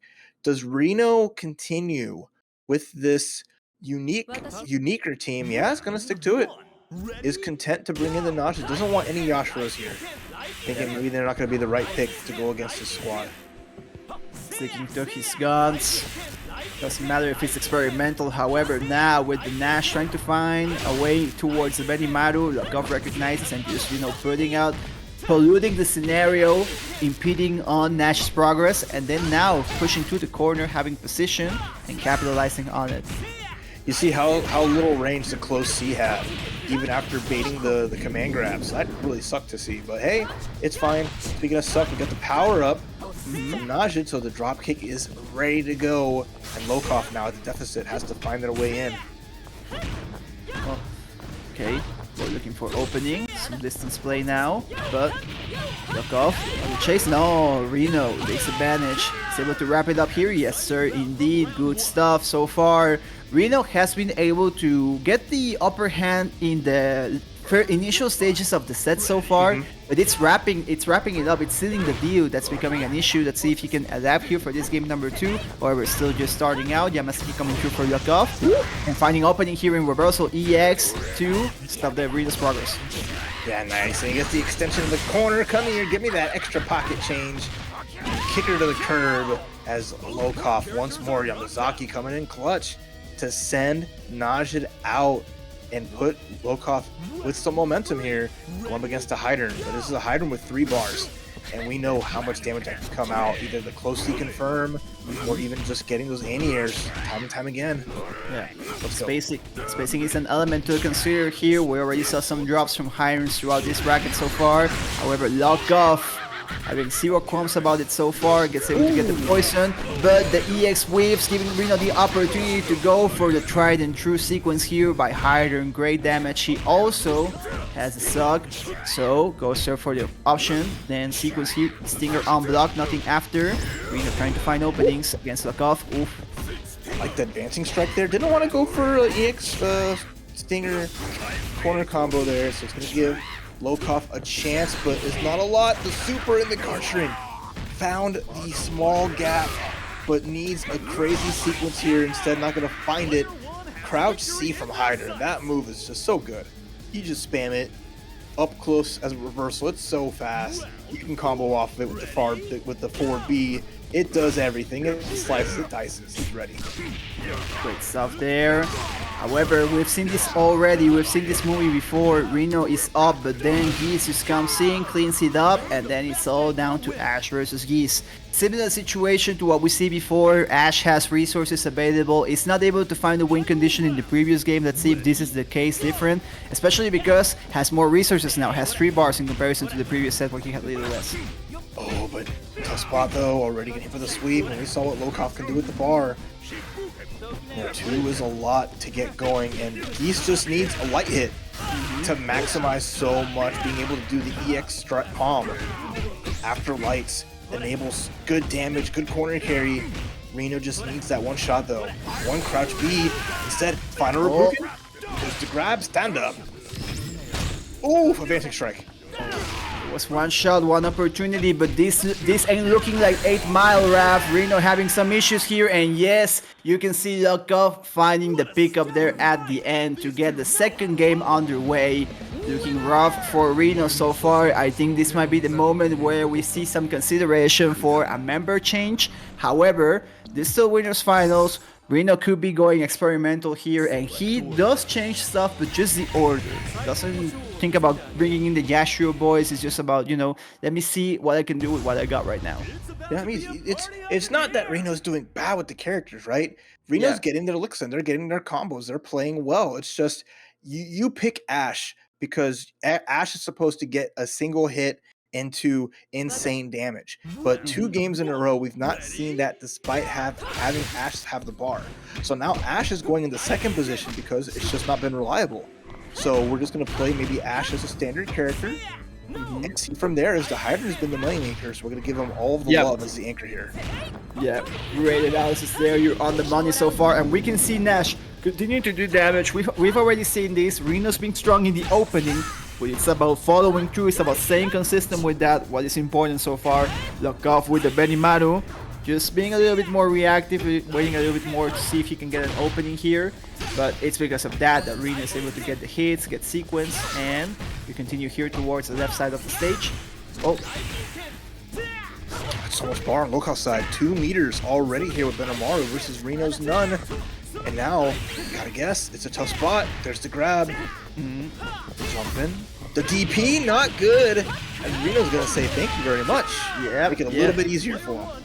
We take those, thank you, gracias. RINO was having a hard time there at the end. I thought that maybe Lokof was able to get the Benimaru win, but RINO picks it up.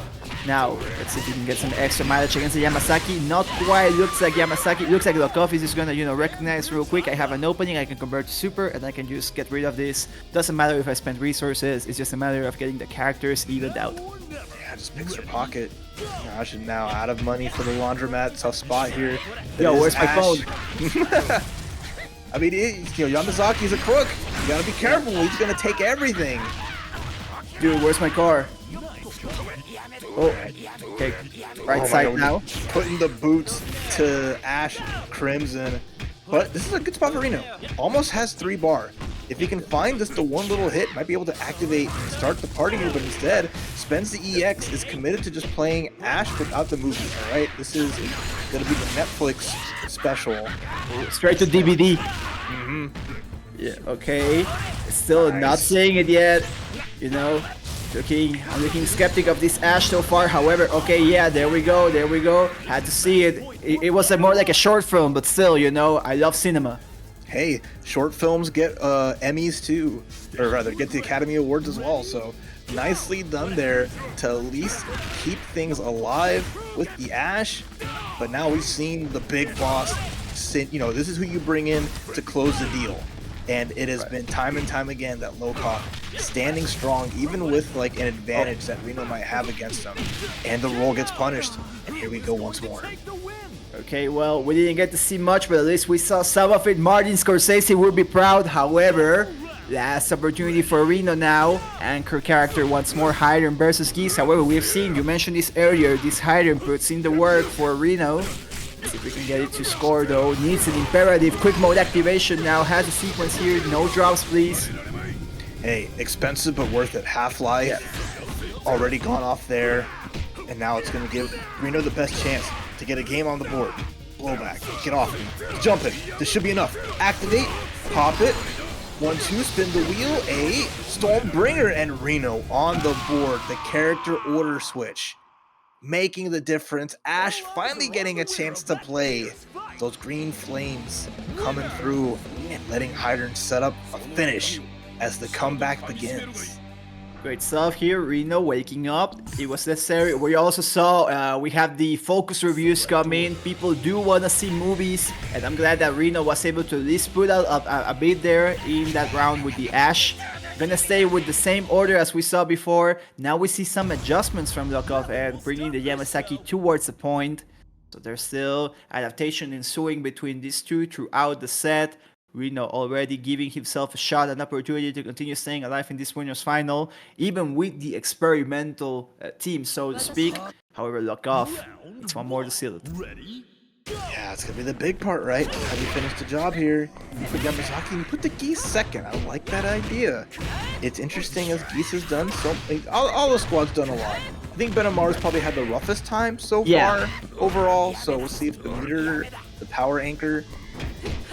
But right now, Nash is. I like this, right? This is the new hotness from RINO, and it's working pretty well. Indeed. Breaking out this so far. Low health in Yamazaki. Fighting sequence here. I think this might be it. Yes, sir. Indeed. Doesn't care about spending the super there. He was able to guarantee this victory there, and it's super, super big. Any advantage that King have is great, especially with the health lead of this Nash so far. And now we can see the adjustment from the Lokof. The Geese now coming in the middle. Yeah, never seen this matchup yet either. The Nash versus the Geese. I'm curious to see how that kind of plays through. The close C, if it was the jump B, or the jump C, it might have actually traded because of the crouch C hitting at the extent, the backwards hurt box. Right. So I like that from RINO, doing the jump D. Roll back though with the guard cancel. Running out of meter, and it is in this corner. It can be extra scary. Indeed. Able to get out. RINO locked in there. Goes for the EX. The spacing helped him, but then Lokof is able to find this to convert with the quick mode, and then the super gets rid of this Nash ASAP. Bringing it back to 2 characters apiece. Relatively healthy, only a slight difference. And some resources here for Ash. Not a quick mode activation, but still able to find something if he gets a hit. Oh my gosh, the counter. Even just a jump C, low cost reactions. Super strong, and here we go. Piling on the damage, keeping Ash in the corner. Gonna roll for the punish. That ain't gonna work on me this time. I'm not even gonna spend the final Rapuku. Says Ash isn't even worth it. I think that's gonna be Curtains. One sec though. What is chance for this Ash? No, jump over the projectile, and there it is. Lokof getting rid of this Ash. No movie this time, got cancelled, shut down the cinema. And so you know Lokof is feeling confident, right? Wants to keep this one bar here, get as much as they can against the commander who finds a hit. Here goes RINO. Time to start the party, gets at least one full combo, builds a lot of bar, has at least 2 more in the tank. Just needs to find these to make it work. Oh, that's not quite the hero defense. Now sequence here once again. Lokof getting this extra mileage with the Geese Howard. Still has the Benimaru all the way in the back of the pocket. Heidern, what can he cook? What is he cooking? Alright, Moon Slash is for everybody. Moon Prize everybody, but the Shatter Strike denied. Final Rapukin, level 2. And now we got to guess the jump D, and the boss man does it again. Lokof 3-1, stamping his passport to head to grand final. This match underway, you can see the team orders as they were locked down there at the end. Once more, the Goenitz versus RINO pointer match. And then, about to ensue. Last versus 2 of the day. It's all gonna be versus 3s after this because we're gonna have the top 3 locked down. Already close to wrapping up this TNS KOF 105, but the action just keeps on getting even more hype, guys. Stick around, it's getting to be a great show as we're starting this up. The yellow Goenitz, watch out for this. Mustard versus ketchup out here. Yeah, that's interesting. I like this. Using like the whiff cancels to move a little bit forward with the tornadoes, just be a little bit annoying. Hard to like guess what the parries there. The timing is a little strict. Yep. So ViolentKain getting one parry there, but it's still a bit of a risk, right? Yeah. But giving some info to Efra, right? Like, hey, I'm gonna be doing this. I'm gonna be building up my meter. If you're trying to wall me out with the tornadoes like this, you can see that Efra is not minding. He's staying in that position. But when he wants to jump in, that's when ViolentKain is ready. And then Farsi immediately found the space and said, I've been throwing out Farsi's since the beginning of KOF 15. Be it, you know, K-Dash or Rock. Always happy to swing that button. And still Efra though, small lead right now. Yeah. Try to go for the Kokodeska and again gets denied. Yeah, we're gonna have to rethink this approach here. Only has one more opportunity because if not, ViolentKain might be able to wrap it up. Oh, but there we go. Efra starts to cook. Alright, Farsi's there. Kokodeska once more. Oh, and the EX to stuff Rio's EX Fireball with the jump. He's gonna do it with 12 seconds on the clock. Down to the wire as Efra is just happy to sit pretty and sit back, but it's ViolentKain getting the first character knocked out. Slow round, but ViolentKain was able to bite his time, his opportunities, and that helped him to infiltrate against Efra's Goenitz, now forcing out the Terry Bogard. Efra leaning back, heading back towards the wall, and there, just with the side switch, when ViolentKain was trying to get the jump in, he just waited for the landing, punished, and here it is. Who is the actual mascot of SNK now? We're about to find out with this Terry versus Kyo, full health, full even resources on both sides. Let's get it. Yeah, this is going to be extra huge here between these two.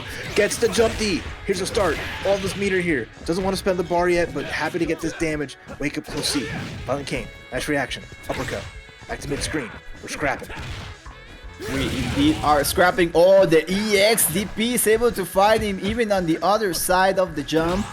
Amazing stuff here. Tries to jump in with the CD to push the opponent back, but it's not quite working out. ViolentKain just holding back to block. Oh, once again, the XDP, right and true. Rekka, nice back roll. Let's get out of the space here. Oh, here's a chance. Misses. Make the most of this here, Efra, and get Kyo out of here. No, doesn't spend the bar for the dunk, but instead the throw. The throw. My man saying there's a reason why I have a Fall Guys skin and you don't. There's a reason why I'm in Street Fighter 6. Know your place. Indeed. Wow, sick stuff here by Efra, able to find it. ViolentKain was doing a great job with the anti-airs, but missing just one opened him up for Efra to get the lead on this first game. And gonna continue the lead. Look at that. Boom. The geyser into the safe knuckle, and look at this pressure continue on. Efra's Terry is activated. Yeah, the setups here are crazy. Purple Rain with this purple Terry, but the rising tackle whips. Now ViolentKain getting the opportunity that he had to suffer himself in the previous round, going side to side, coast to coast. Is not able to quite finish it afterwards, but it's a setup for the wake up, and then the Farsi gets it done. Great stuff by ViolentKain to even this out. If Kyo can do it, the clone can for sure. The haymakers coming through here, but now Yuri versus K-Dash. A battle of the bad boys, even as you can get with bar, health, every little thing. But gets the Shatter Strike. Oh, it's a big combo. Let's see. Oh, the drop. Yeah, because the space in there, having to do it from the air, timing just what wasn't there for the Yori, but even at the end, Efra is able to seal the deal. Interesting to see, interesting development. We were talking about how ViolentKain is maybe more known, more like a favorite here in this type of instances, but Efra saying, hey, did you not see that Terry beat Kyo? So that's an indication for maybe what can happen now. However, ViolentKain taking a moment, stepping back, going for the order select. Now the layers coming through the adaptation, Final Fantasy Tactics out here. Playing that game of 3D chess as anything goes at this point. This is potentially ViolentKain's last chance to stay here and or even to crack the top 3 at TNS this week, as Efra has just been playing so amazing, having a breakout performance here in one of their few top 8s, right? And on the verge of making top 3. Let's go. Yeah, no, this is great, especially because what you mentioned, we've seen Efra before here at top 8s, but I think that this is one of the highest placing results he's had so far. And even if he's able to get this after ViolentKain, you know, the fact that this is Lokof, RINO, BK, and then Efra over here is already a great showing by him, but he's showing that he can do even more. He's one game up over ViolentKain, forcing him to the order change, and now we see it. Terry starting out for Efra, ViolentKain with the K-Dash. Moving Rio all the way to the back now, and they're trading there, scrambling over in the left side of the stage, jumping now and pressuring. Swinging though, both players just having these big buttons out there. As Efra's getting a little bit of damage, but it's the lead for ViolentKain. Has the space here. The jump CD is going to get the extra minute spike, but a good tech. But in the anti-air, it's so much happening at once. Yeah, a lot of stuff on the screen, a lot of action now. ViolentKain just with normals trying to find the opening here. Efra taking a turn. They're trading, looking at Yu-Gi-Oh! Looking at your favorite TCG out here taking turns there, doing attacks, but nothing quite there. Counter throw, they escape. Oh, jumping in, nothing. Jump CD, start, jump D, right in deep. This is a big chance. The dunk, the geyser. Extra credit, drops it, but no tech roll from ViolentKain. Oh, spooky. Yeah, the drop after, unfortunate for Efra there. It was just another interaction, and ViolentKain was able to find it and just seals the deal right away. Super important here, gonna be eliminating a big option here for Efra with the Terry Bogard. Now Geese coming through. That tornado was all the way at the back. ViolentKain is able to punish and push him to the wall. Ouch. Kane, check the weather channel, knows the forecast is just shutting down. Didn't put the far distance. Great, Shatter Strike. What a Hail Mary play. Efra needed something there, and it just worked out. It's going to get a lot of life back, and that was the best case scenario despite how much pressure ViolentKain was putting on Efra. Yeah, still life difference here for Efra with less than 50% health. Now ViolentKain finds the opening, just a slight conversion there with the super, just to pile on damage, why not? He still has the advantage, it's just a matter of maintaining it, but Efra trying to pressure on, want to go for the grab from behind, but ViolentKain was ready with the tech, holding defense. EXCP is coming through once more, we already saw them in the previous game, however if he drops them, it can be a big opening for Efra. And there's no more EXTPs right now. The regular one's gonna have to do, and the throw, okay. Efra did not take that one, as ViolentKain takes that to the bank to have this nice lead with Kyo over half life and going for the classic rivalry Iori versus Kyo. Efra with 3 bar here needs to make an explosive combo to at least bring out the Rio. Might not get a chance. Battle of the Flames here, as you mentioned, Raph. Efra having a tough time here in the corner. Guard cancels out. Trying to find openings here, jump C, and then sequence with Rekka, no OTG now. Oh, double cross-up attempt, but good defense by ViolentKain. And now the Shadow Strike afterwards gonna give this massive juggle to Efra, who goes for the EX Rekka, and then the OTG. Continuing on the defense, waiting for a reaction as he backs up from the corner. A lot of guard cancels once more. Finding lows, nothing quite. Grab though, and the light hit. Alright, here we go, ViolentKain, big chance. Can't kill here, but it can at least set up for a guess for game high-low scenario. I smell a grab coming. Oh, guard cancel once more. Attack. He had the opening, Efra, he found the low to be hit, but didn't quite do much after. There wasn't enough resources there. Had spent much of his bars in doing the guard cancels to maintain himself on the defensive and avoiding attacks by ViolentKain, and that's what gave BK the opportunity to even this up 1-1. Now Efra with 1 foot back, taking a moment to go do character select. Yeah, it's gonna be a tough one, right? ViolentKain, I mean, despite the first game loss, ViolentKain with the Kyo with just good, solid play as expected, right? Didn't even have to go down to the last character, so now it's on Efra to really turn it up and figure out their final plan to keep themselves in the game, because it's going to go down to this. Game number 3, as RINO waits to face the winner in a big losers finals match coming up very shortly. That's right. Great top 4, top 3 that we have set up for the rest of this broadcast. Going out with a bang to wrap up this edition of KOFXV here at Tampa Never Sleeps. Tactical moment here by both players. Well, Efra mostly. We can see him still pending one character, but you know, this is the crucial, this is the most important, because whoever wins this is advancing, whoever loses goes home. We don't have any more first to twos here. We ran out of them, guys. Please come back next week. We only have first to threes left after this, so definitely stick around for the tail end of this bracket now as we see the change. It was mostly tactical, it was mostly a moment to cool down, try to find the adjustments, trying to see what can click. As we see now, Efra going once more with the Terry for the pointer. ViolentKain staying with his same composition as we saw previously. It's basically the same as game number 2. It was just more the breathing moment for Efra.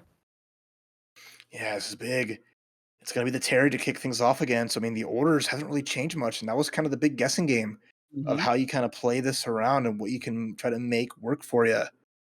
So, I mean, end of the day, you know, it's going to be all down to just the player expression, the player skill. Who can stop ViolentKain's violence? Can it happen here? Let's see. Game 3, loser semis.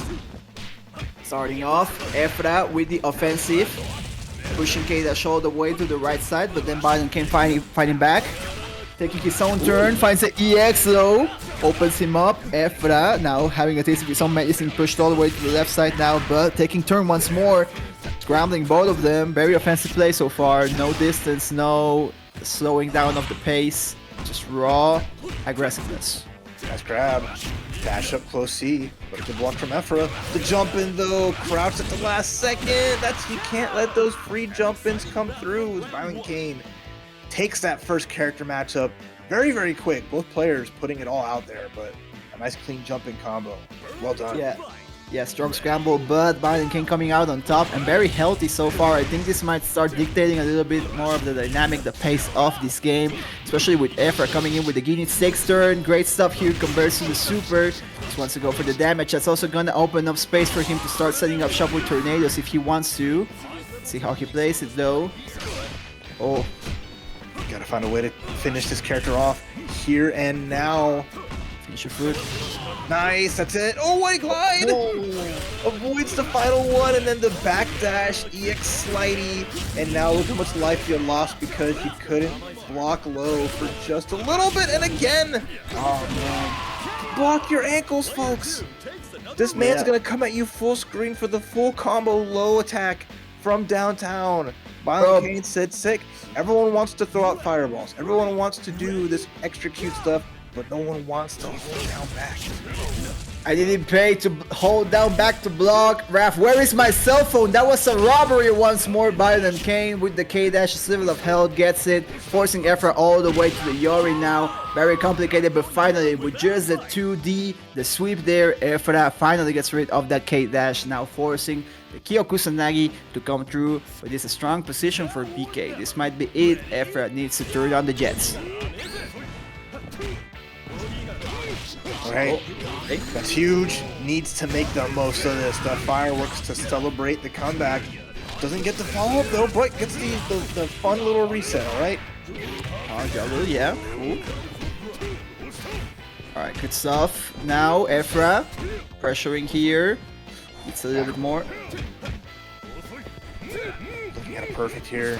Needs this really badly. Oh, try to use the half circle back K to run over the fireball and to hit Iori, but it just didn't quite reach.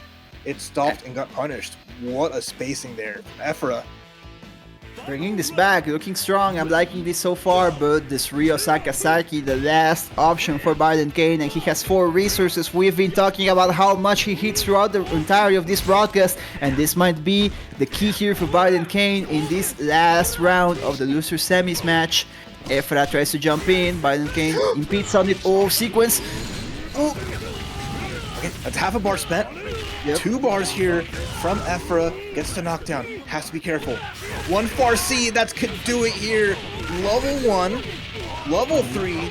It's going to leave Iori. No, doesn't go for a climax. Oh, Just says, you know what? I'm going to make this count. The overhead. Oh, Should be there able to it do is. here. he wanted to set up for the win condition, one more sequence, and then confirming after, and he gets it. ViolentKain, he robbed my man. He robbed Efra in that one set. And please, guys, I have no idea where is my cell phone. If you've seen an iPhone 15 over there in the chat. ViolentKain is going to be a hard opponent to put down so easily. Let's go, losers finals. Yeah, as you mentioned, the change towards the Yashiros back again for RINO. I'm curious if this is more like deciding to change back from the winners final set, or if it's more like this is what I'm doing against BK, you know? The strategies is not only against the characters, but also the players. And we see a strong start here by RINO with the O.Yash, putting already ViolentKain in the corner, but then ViolentKain fighting back and going towards the center. All right, Miss Annie-Airs, you got to be on point. The Yash, you know, RINO's going to want to jump. Jump C is too important. Oh, the breakdance. Get that out of here. Dancing is banned right now on stream. As now, nice little life lead and the low. Should be enough to do it. Yep, this should be it. To clean it up though. Yes, there we go. ViolentKain, strong start, looking quite healthy. Gonna have some good recovery. Not quite full life, I believe, but still quite like if it was so. Now, Yashiro, normal Yashiro coming through.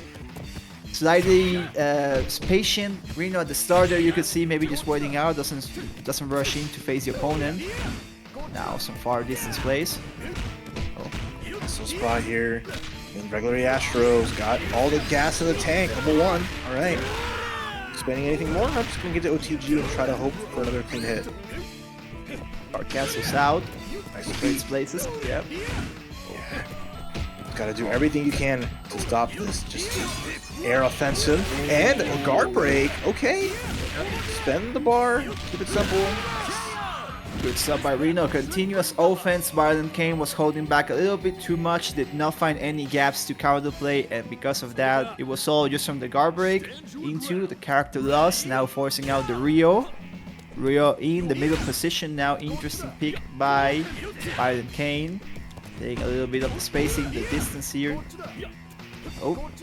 And this is interesting because again, ViolentKain loses the characters. They can try to shut down the Yashiros who like to just go in the air, play these far C fights, and you know, ViolentKain just needs to find just a jump B, a little something there. Instead, it's going to be a forward B from RINO. That extra range from Yashiro looking good. Yeah, has him locked up here. Just checking on defense. Once again, ViolentKain with the guard cancels to trade places. You already saw that in the round before as well. Gets a judo, the throw after, no okiseme. Then RINO finds the anti-air.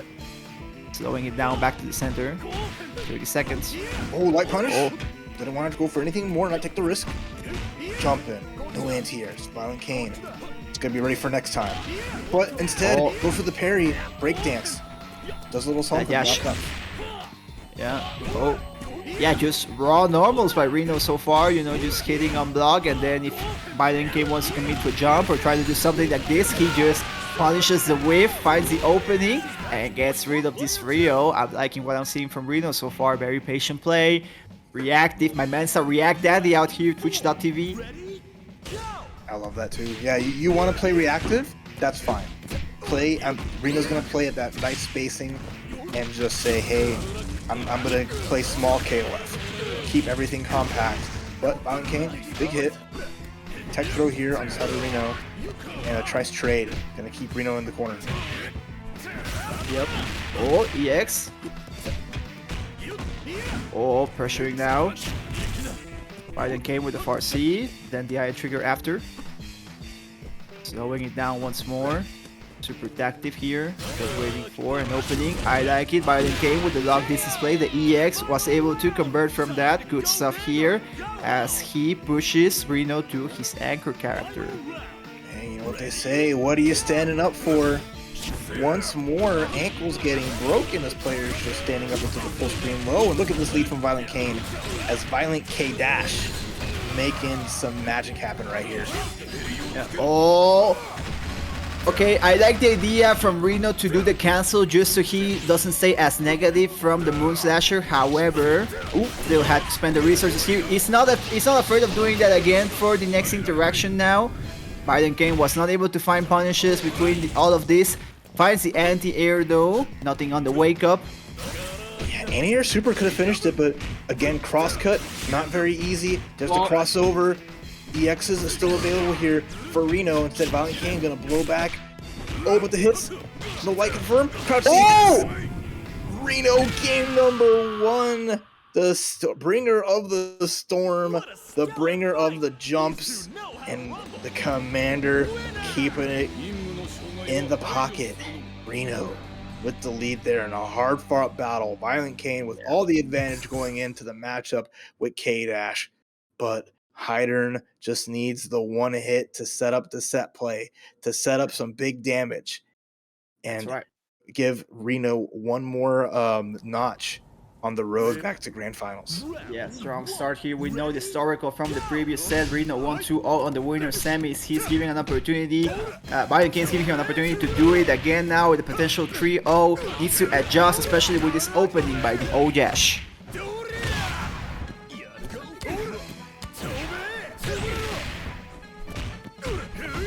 Okay, big time already. Look at that. I mean, if RINO either gets, it's either like O.Yashiro gets like put under pressure and held down safely, or the party just starts so quickly and then it's just a wrap. Gonna use the EX to get the OTG as that's guaranteed off of the running grab, and there you go. It's one way or the other. It's either O.Yashiro gets like kept out and you're safe from getting gripped up, or he finds those jump seats, he finds those small gaps, and just puts this menacing pressure where the character was just amazing buttons, nice little mix-up, and some of the best grabs in the game. Crouch D, coming through. Watch out now. RINO waiting. ViolentKain knows he can't throw a fireball. RINO has the meter to go through any fireball on reaction. So it forces ViolentKain to have to play a little more cautious, use those normals. But then, ooh, what a hit. Nice forward B again coming in clutch.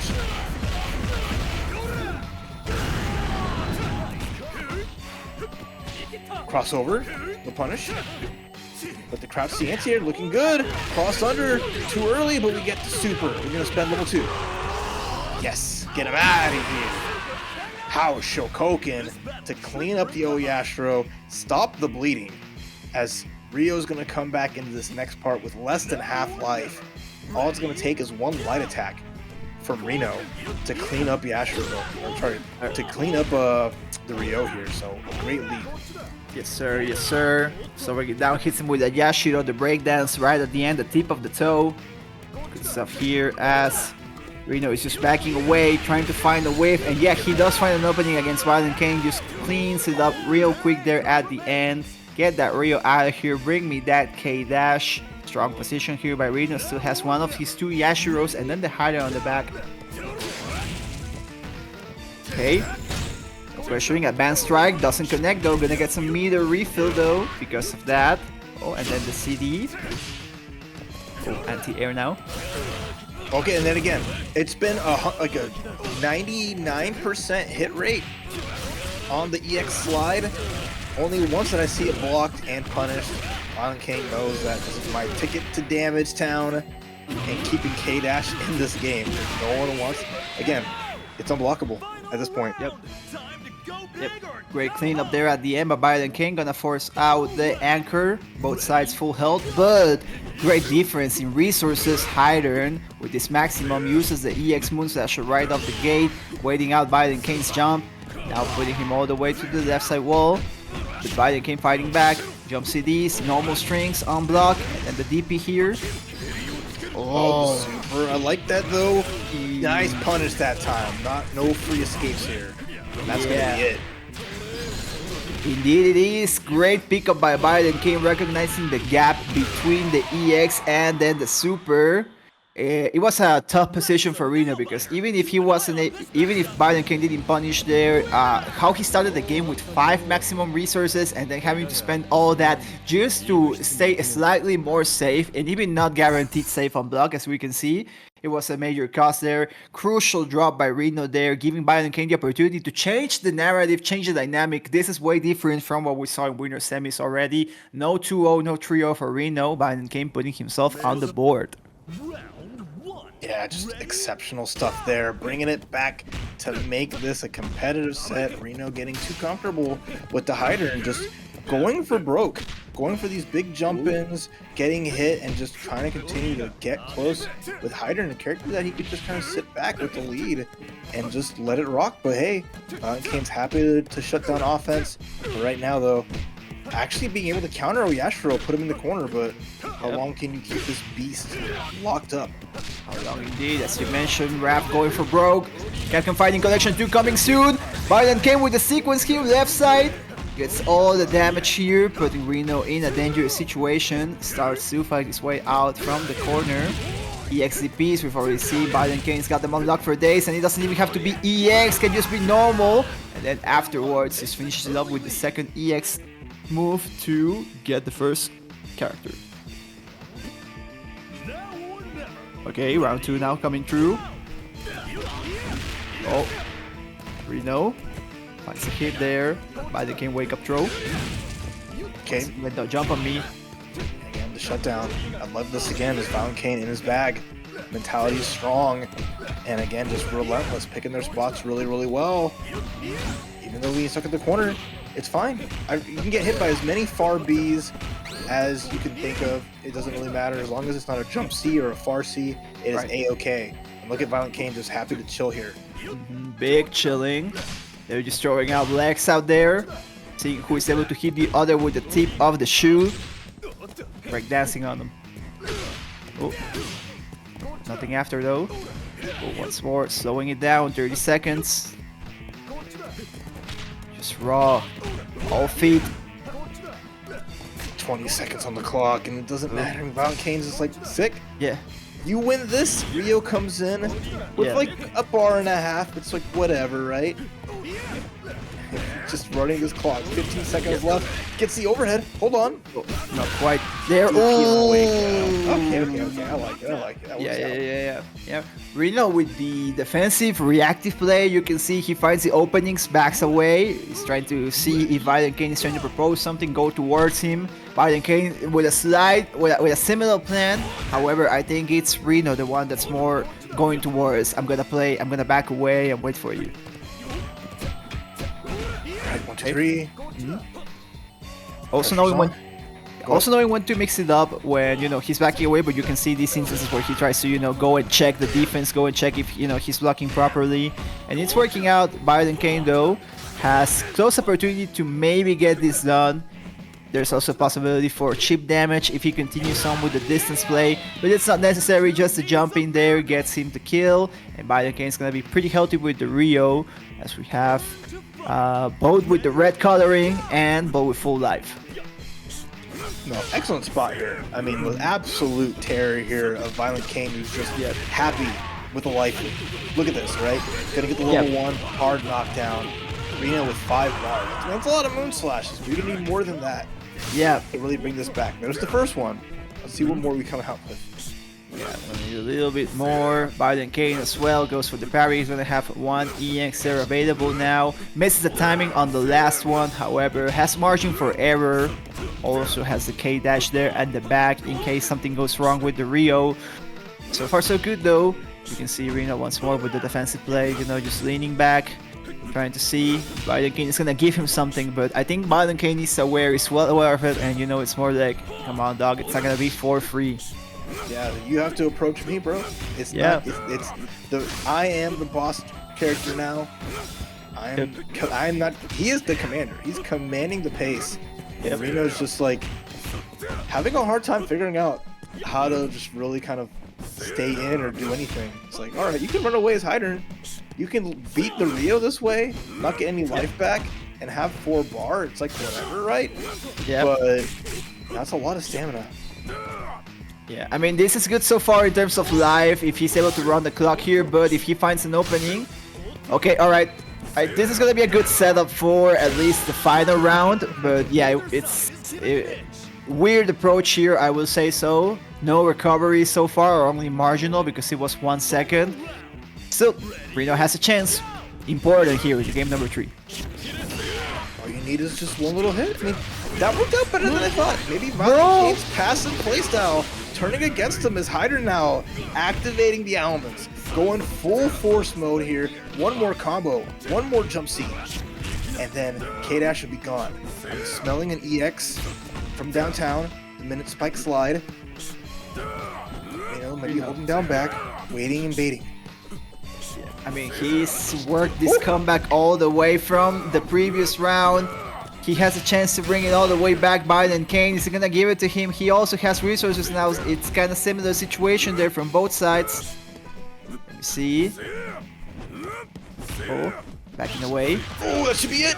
The jump C, the cross chop, the Heidern family jump in, and RINO says, "Okay, I like it." RINO says, "You want to spend time? You want to sit down and play this game?" It worked out in RINO's favor in the end, as ViolentKain was supposed to be the one saying, "Come at me," and then RINO's like, "You know what? I have the lead. We can sit here all day." My man saying it should have been me, but it just quite wasn't the case. RINO, I was a skeptic of the defensive play, the keep away, but it worked out in the end. ViolentKain, I'm sure, is going to have to think about that, rethink his strategy when RINO is going to be more on the defensive, going to be more reactive. You can see him still maintaining that position, just throwing out the extended normals with range. However, ViolentKain is able to pressure on and push to the wall. Setup here, but looking a little more aggressive compared to game number 3. As O.Yashiro just getting smothered with this, sealing them out, and good way to start. All right. Yep, pretty good.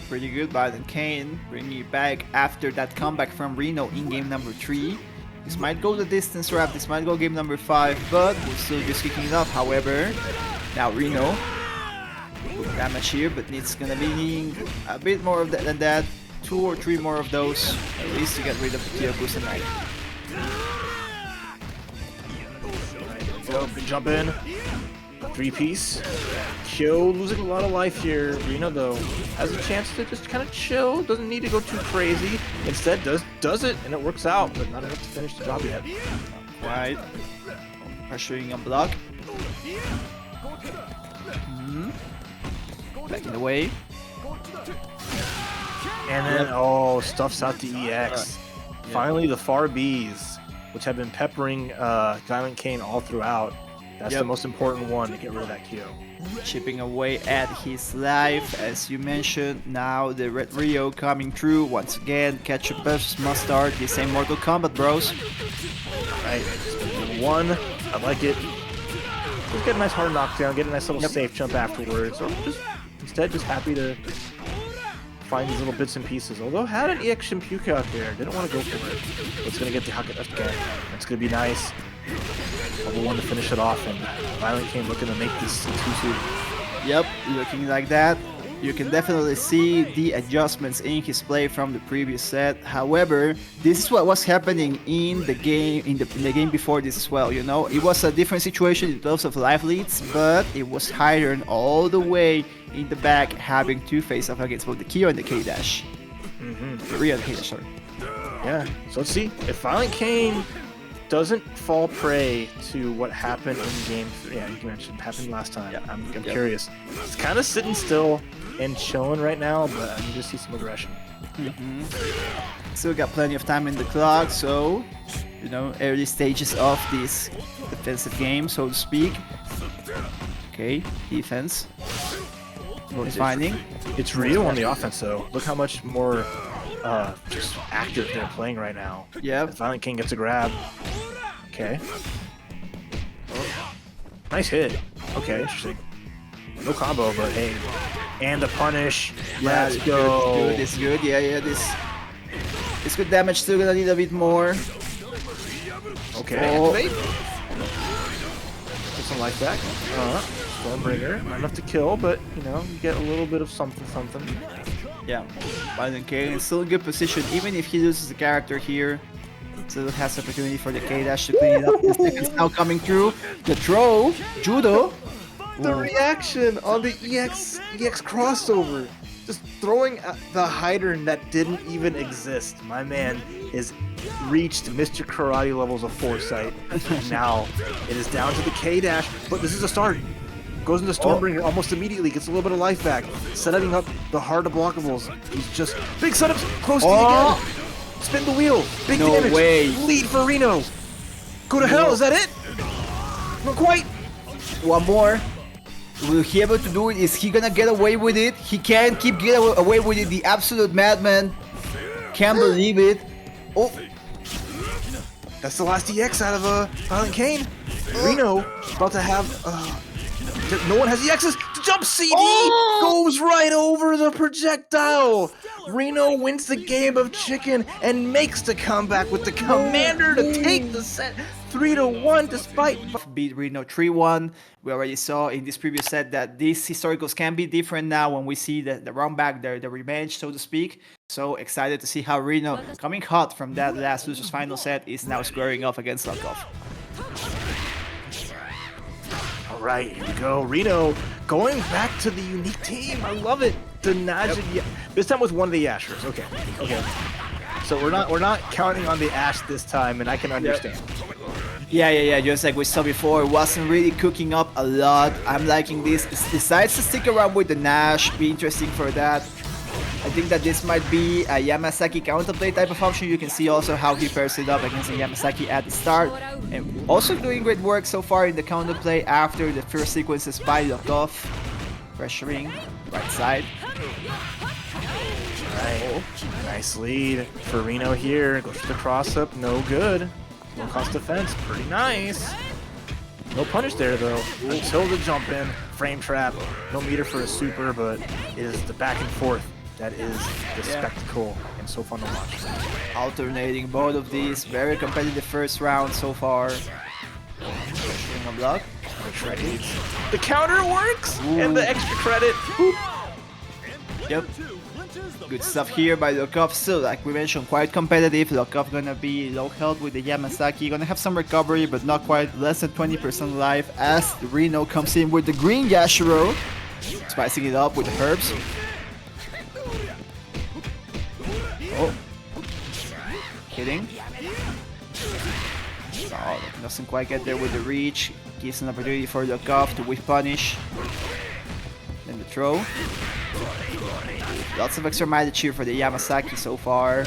RINO just needs one hit, needs to clean it up real quick, but it's not finding it. Something here, there's a opportunity for chip damage, but no chip damage. Ready. My man said took it with his chin, and I can't believe Lokof just survived this long with Pixel Yamazaki, but the timing on the counter, just like the come on bro, try me. Oh my gosh, Lokof is so good. No chip damage, it was chin damage, just as you said. Crazy stuff here by Lokof. He's able to get a big lead so far, and now with the Benimaru gonna be able to get rid of the Yashiro really fast here. Rashio was trying to go for the reversal, but did not quite get there in time. Lokof was already out with the hitbox, yeah. That spacing so good. Yeah. Punishing the wake up with just a perfectly timed meaty blast of lightning. And look at this Lokof lead. And Geese, the problem, is still waiting in the wings. Okay, nice combo. Reset in the corner, but air throw. Oh my gosh. We're fighting now. We're scrapping. Yeah, no. DPs versus moon slashes versus uppercuts. Yeah, we're going crazy. Huge scrambles here on the left side of the training stage. It is hectic for sure. RINO does have the resources. You can really see he spent half of his 4 resources at the start of the round. And oh, I like the super by Lokof. Yeah, infiltrating past the projectile, getting some space, getting some terrain now. Super imperative. Lokof, I think I love you. Hitting the projectile clash. Okay, the jump in works out for Heidern, but oh my god. The Lokof's brain is so big. Looking like Dr. Vegapunk over here, just so strong. The Geese is gonna be unleashed, and a jump CD from that distance. RINO's already in the corner, and it's only been 3 seconds. Yeah, I mean, I would say good position for Lokof, but after what we've been seeing from RINO so far in the losers finals, you know, I'm holding my breath here because there can be an opportunity. You know how he gets the opportunity, is able to from an inch grab a mile, but Lokof now with his super. Oh, here it is. Tried to pick him up, but didn't quite get the grab. We've seen what happens. Heidern is never down, never out, but the counter again. Oh my god, what a reaction. What an anticipation. You know, oh, Geese doesn't have an uppercut. I don't gotta worry about a cross-cut uppercut. I'll be fine. Cross-cut counter. The next layer, just snatching him up on the other side. And Lokof again, not letting you get anything over him. Anything cutesy, any overextension. Which you think, oh, this is part of my regular game plan? It doesn't matter. Yummy layers going crazy in this set. Very important first game. I thought that RINO, if he got it, that could be an indication for the future of this grand final so far. But Lokof impeding on that potential progress from his opponent and continuing on with the momentum. Slight help lead, but RINO now getting poisoned. Lokof, oh, doesn't get the combo, though that would have been sick, but this is so bad for RINO. Just trapped in the jail, and then the EX command grab with the stomps. Not enough to finish the job, but I mean, what can you do as Najid? The trade is going to finish the character off, and Lokof with this huge lead. Yeah, it did. The Nash was looking great in previous sets from RINO. This one so far hasn't shined a lot. It's more the traditional picks from RINO, you know, the O.Yashiro, the Heidern. So I'm curious to see how it continues to pan out for the rest of this set, with the Yamazaki from Lokof being very strong so far. And this is more counters from Yamazaki than I see. I see the counter come out by accident more often than I see it used intentionally. And Lokof is using it so extremely well all throughout this set. Knowing when to use it and when not to use it. Gets the grab in the corner. Empty jump command grab. Give him the headbutt. Ouch. Okay. Wake up, nothing after. Oh, okay. Movement. Yeah, good movement here by RINO. Finds the landing, punishes. Spends it. You got to get to OTG, and now it's going to have to just set it up. Yep. That's one more. Cuff, holding position. I'm scared here, Pablo. No, that's the issue. Is I'm holding my breath as well because both of them are waiting for the right opportunity, both are waiting for their reaction, and it is Lokof the one that gets it once again with this level of health. Guys, please, I already lost my cell phone. I don't know what else I can find my keys. Come on, guys, give me a break over here. This set is going crazy. RINO needs to get rid of this Yamazaki Prano because Lokof is on the way to an OCB as the damage keeps piling up. At this point, there's nothing left in RINO's pockets. Lokof's taking everything, but he's still looking. Maybe he'll find a piece of lint. I don't know. Gets the fireball, but the jump C. It's gonna work out. RINO with a ray of hope, and all you need is just a little bit to try to make this work. But it's gonna be the Benimaru against the Heidern. We've seen Lokof bring a lot of unique stuff to this matchup. Plenty of bar too, but so much bar on RINO's side. Yeah, oh, the jump! C cross up, cool. Okay, all right, full game. Yeah. Got it. Heidern has been the one that's been making it happen for RINO so far, both in losers finals and here now. So I can definitely see some opportunities still left for him. However, the gap keeps getting wider, both in terms of the characters, the life, and also the set count so far. As Benimaru finds another opening, confirms, goes for the super cancel, extends all the way through to seal the deal and get the game number 2. Lokof looking strong, looking great. RINO needs to make something happen here. If not, we're gonna have a 3-0 for wrapping up this TNS KOF. Yeah, I mean, RINO has tried a lot of different things, right? Two different teams to try to find a way past Lokof. You know, the Najid has been the new pick against this matchup, and it's going to be again going up against the Yamazaki. But can RINO find the hit grab? Can they find the ability to get into the powered up dropkick to find some momentum here? You know, it's been a tough road as Lokof's Yamazaki's never looked better. Yeah, no. Quick thank you. Scared your ass for the gift sub. I apologize. I wanted to chat down real quick. Okay, great stuff there, appreciate it. And yeah, I just wanted to say, I think that RINO's having trouble with the Nash because yeah, it's not just playing to beat the opponent, it's also some of like the set play that you have to do with the character to set up the drop kicks, just like you mentioned. Good stuff here so far, gets a knockdown there, then Sequence gonna be able to punish. No, Lokof able to get that somehow. Again, no one uses the counters like Lokof, even if he's gonna die here, right? All that mattered. Oh my god, wait, delayed low. Hold on. Bro, I've seen this already. I've seen this movie 3 times. Okay, all right. The final part in the trilogy is always different. They always want to do, you know, like a crazy plot twist. So good stuff there. Now RINO with slight advantage. Knowing that the counter will lead into the corner switch is so good, and Lokof already big damage.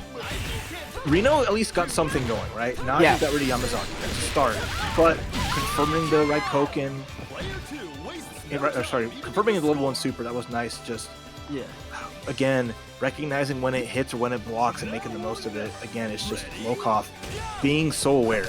Yeah, the awareness is crazy, as you just mentioned. But here, RINO round start, able to find the hit, converts right away. Sets up with the OTG after and finds another. Yeah, this is good. This is good stuff for RINO. I'm liking this set so far. I think that he's not gonna be going with the 3-0.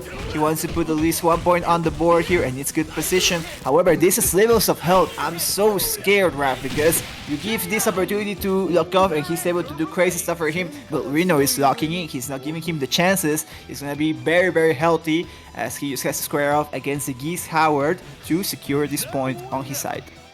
Yeah, healthy is nice and all, but Geese doesn't care about that. He has made a business of taking all of people's health, whether they like it or not, and Lokof's Geese has been the star.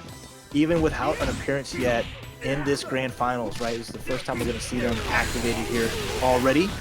There's the final Reppuken. Stand up, extra damage. I don't even need the Oki, right? I'm content to get the extra damage. I'm that confident. But, what super? Good spot for RINO. Over half-life good here. Even if this Yashiro goes away with the recovery, it's not gonna be big stuff because he just keeps piling it up and up. And this may be it. Yes, indeed, RINO, highly necessary to get this point on the board, is able to stay alive throughout this set. And he was looking far better than he was looking in the first 2 games. Even avoiding having to resort to the anchor character there. So this is promising. I'm liking the changes. Nash was also looking great as well. I was being skeptic of it at the start, but now Lokof with the adaptation gonna do some changes to his composition. Yeah, and it was really nice though from RINO just seeing that, was able to cross up and mess up the counter input from Geese. Which we've seen Lokof use like all of Geese and Yamazaki's tools so effectively, but luckily the situation was a little funky, worked out. But if we're seeing like the tale is if Najid can get something going, it looks a lot better for RINO. So in game number 4, can that magic happen twice? Yeah, this is looking similar to what we were seeing in Winners Finals. That was a 3-1. Here, RINO trying to change that into something in his favor, or maybe a 3-1 for him, but it will have to be on the second set. Now we see the trades over here as they're trading blows. Oh, okay. RINO with a knockdown, then gets another sequence now on the other side. Ooh, nice, keeps him the suck. Yeah, and then just keeps it nice and safe, keeps it simple. 1 drop kick is ready to go, so extra damage can come out just carefully. And RINO just playing safe. Nice. Finishes there. Oh, he's waking up. Again. He's beginning to believe, Raph. I can see it. RINO trying to force a reset. Still gonna have 2 more games to go. This one and the next one. Now we see the change from the Lokof's side. Push the Geese towards the middle position. Benimaru as anchor. Trying to square off against the Nash. Complete health Nash. Things that add up so well. But yeah, with that you said about the character swaps here, on a Reppuken, gonna keep her in the corner, so I kind of like that here. But RINO finds a hit. Okay, gotta confirm it. Power up a little bit. Alright, now we're gonna have to guess. Just gonna keep it. The cross up hasn't gone for the jump seat crossover really much at all after the hard knockdown. So finally brings it out in grand finals, and it's gonna make Geese pay. What is happening here, Raph? Something changed for Reno. He activated the Ultra Instinct. The adaptation can be seen. He's coming hot from his previous loser set as well. I definitely can see this going the distance now with these adaptations. This Nash looks untouchable, but the Benimaru is in anchor position. Has been the strong character pick for Lokof so far. Okay. Save pressure here. But the sweep comes out. Okay, a little something. But instead, one of the fastest specials in the game. Even full sends it just to get that hit. All right, Lokof starting up a comeback. Yep. In the initial stage, it's a little the baby comeback. All right. Yeah, just turning on the oven and stuff like that, right? Okay. Putting in some cooking oil in the stove. Getting everything ready. Let's see if he can pan it out though. Okay. I'm smelling Reno hitting like a maximal combo off the far range poke. Instead, EX Commander coming through. Lokof gonna get this little damage here. Plenty of bar left. Nice reversal. And, oh yeah, nice. As we've seen Reno do some of those. The cheeky wake up option there. Jumping in. Nothing though. Nice. Spend it. Let's go. Dash out. Okay. Oh, the punish! That'll be it. Finish this combo, no problem. We're going to game 5. Nice, nice. Reno waking up from the risk of being faced with a 3-0.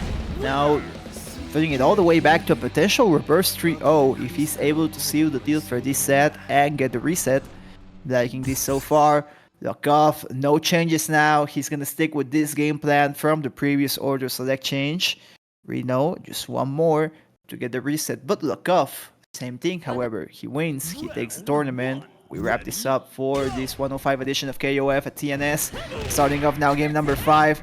A bit of distance at the start, but then Reno decides to go in and close in the gap, pressuring the opponent. Lokof takes the turn right after. Slobber knocker for the beginning of this game. Yeah, I like it. Between the two. Let's see if Lokof can be a little more mindful. He's whipped a couple of command grabs, made some unfortunate, made some mistakes. Instead, of mistake is going to be the jump C. Not going to be the air-to-air you're looking for, and Lokof's going to get the punish. Force out half the life on Reno's nausea off one mistake. Yeah, this first point match can dictate the entire rest of this game. And Lokof is looking pretty strong here so far. Was not able to continue Reno with the Nash. However, great stuff so far. Now coming with the O.Yashiro. There's potential here, but very healthy Yamazaki from Lokof. Ooh, close C. It's a good starter. I like it. As Reno's never down, never out. He's got as long as you got one of the Astros, anything can happen. Nice sequence here, catching the low. Here we go. Okay, all continues. Great damage here so far. Still gonna need one more opening here. And Lokof wake up, gets him off of him. There's some sand on him. Pixel Yamazaki, text to throw. And then, yeah, didn't have the time to cancel the snake strike. And a great jump in with the limp light. Reno takes out one problem. But now number 2, and it's a big one. Yeah, competitive so far in this game number 5. Both characters are full life. Slight advantage in terms of resources for Lokof, but it's Reno who gets this initial string of blocks. Not able to connect though. Just the air-to-air so far. Oh my gosh, counter hit, forward B. Take that damage to the bank. Not the craziest, but it's a start. It's a lead. It's not making a statement. Start of something. Oh, trade. Blocks him off with just normal. Oh, and then predictable. Okay. What do you do when everything you try gets countered literally in one way or the other? Lokof again, one of the best Geeses in the business. Yep. Geese is unleashed. You mentioned that earlier. The block strings here by Lokof. Great stuff so far. Reno is trying to find something happening, but as he jumps in, Lokof just stuffs that out and forces the last character for Reno. Last chance here to make it happen with the Heidern. The blood red Heidern with 3 versus there's almost 4. Jumping in, hitting Lokof. I'm glad Lokof did not get punished for that landing. Not that one either. These jump-ins, the spacing is a little off. Instead, it's going to be the palm strike. Final Repuken. There's the jump-in. Reno on the back foot. Runs up. Puts some pressure on. But it's getting just scarier and scarier. Yeah, they're just trading turns on block here. RINO finds hits, but then nothing quite after. Guard cancel out from Lokof. Oh, the jumping doesn't work out. Close D, not fast enough. RINO though, small lead, almost 5 bars. Oh, There's gonna wake up. It works out and gets the life back. Yeah. So well played there, right? Recognized that could have ended with anything. Opted to get the Stormbringer, get as much life back for this final matchup. Will we have a reset or will we have a champion? super crush here. Benimaru anchor. We saw this from the change look of that area in the set. Chasing after the Heidern, but just holding position. Good projectile play here, long distance. EX command grab to follow up then after. This is a good position here. Lokof is gonna start having a little bit of advantage in terms of life here. RINO back against the wall. The setup, the punish though. Crouch C punishes the neutral C. Big chance. RINO, half-life damage. Next hit wins. Either player. Who will it be? Guess for game. Messy guess is out here. Blowback pushes him to the wall. Okay, full block, yeah. Oh, it's so tense. Okay. Oh, RINO's gonna need a lot more. Both players with no bar. The crouch C, the neutral jump. No command grab for you, ladies and gentlemen, and everyone else.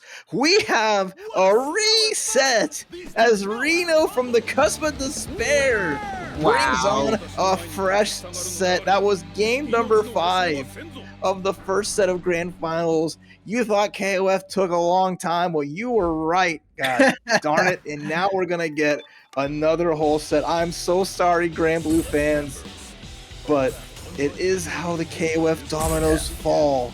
that's just how it is. Yeah, indeed. And great stuff by RINO. Let's call it out as it is. It was a reverse trio. Lokof had won the first 2, but RINO with the download at the end. Still, it was close. It was on the verge of any man's game, but RINO, great stuff here to get the reset, forcing the final game of this tournament here on this Saturday. Just the first one of the day. We have Grand Blue, just as Raph said afterwards, but man, great stuff here. I will say, this is not something new for me. I've been here before in those KOF online tournaments on the weekdays.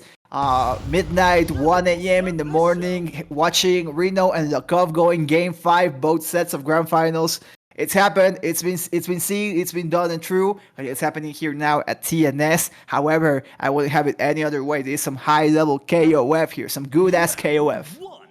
Oh my, I am so hungry right now. My stomach is yelling at me. I feel you. It is the delicious KOF matches is helping a lot. And Lokof with the Rio. So we're seeing a different take on this, and right now Najid is just saying, oh, I love this.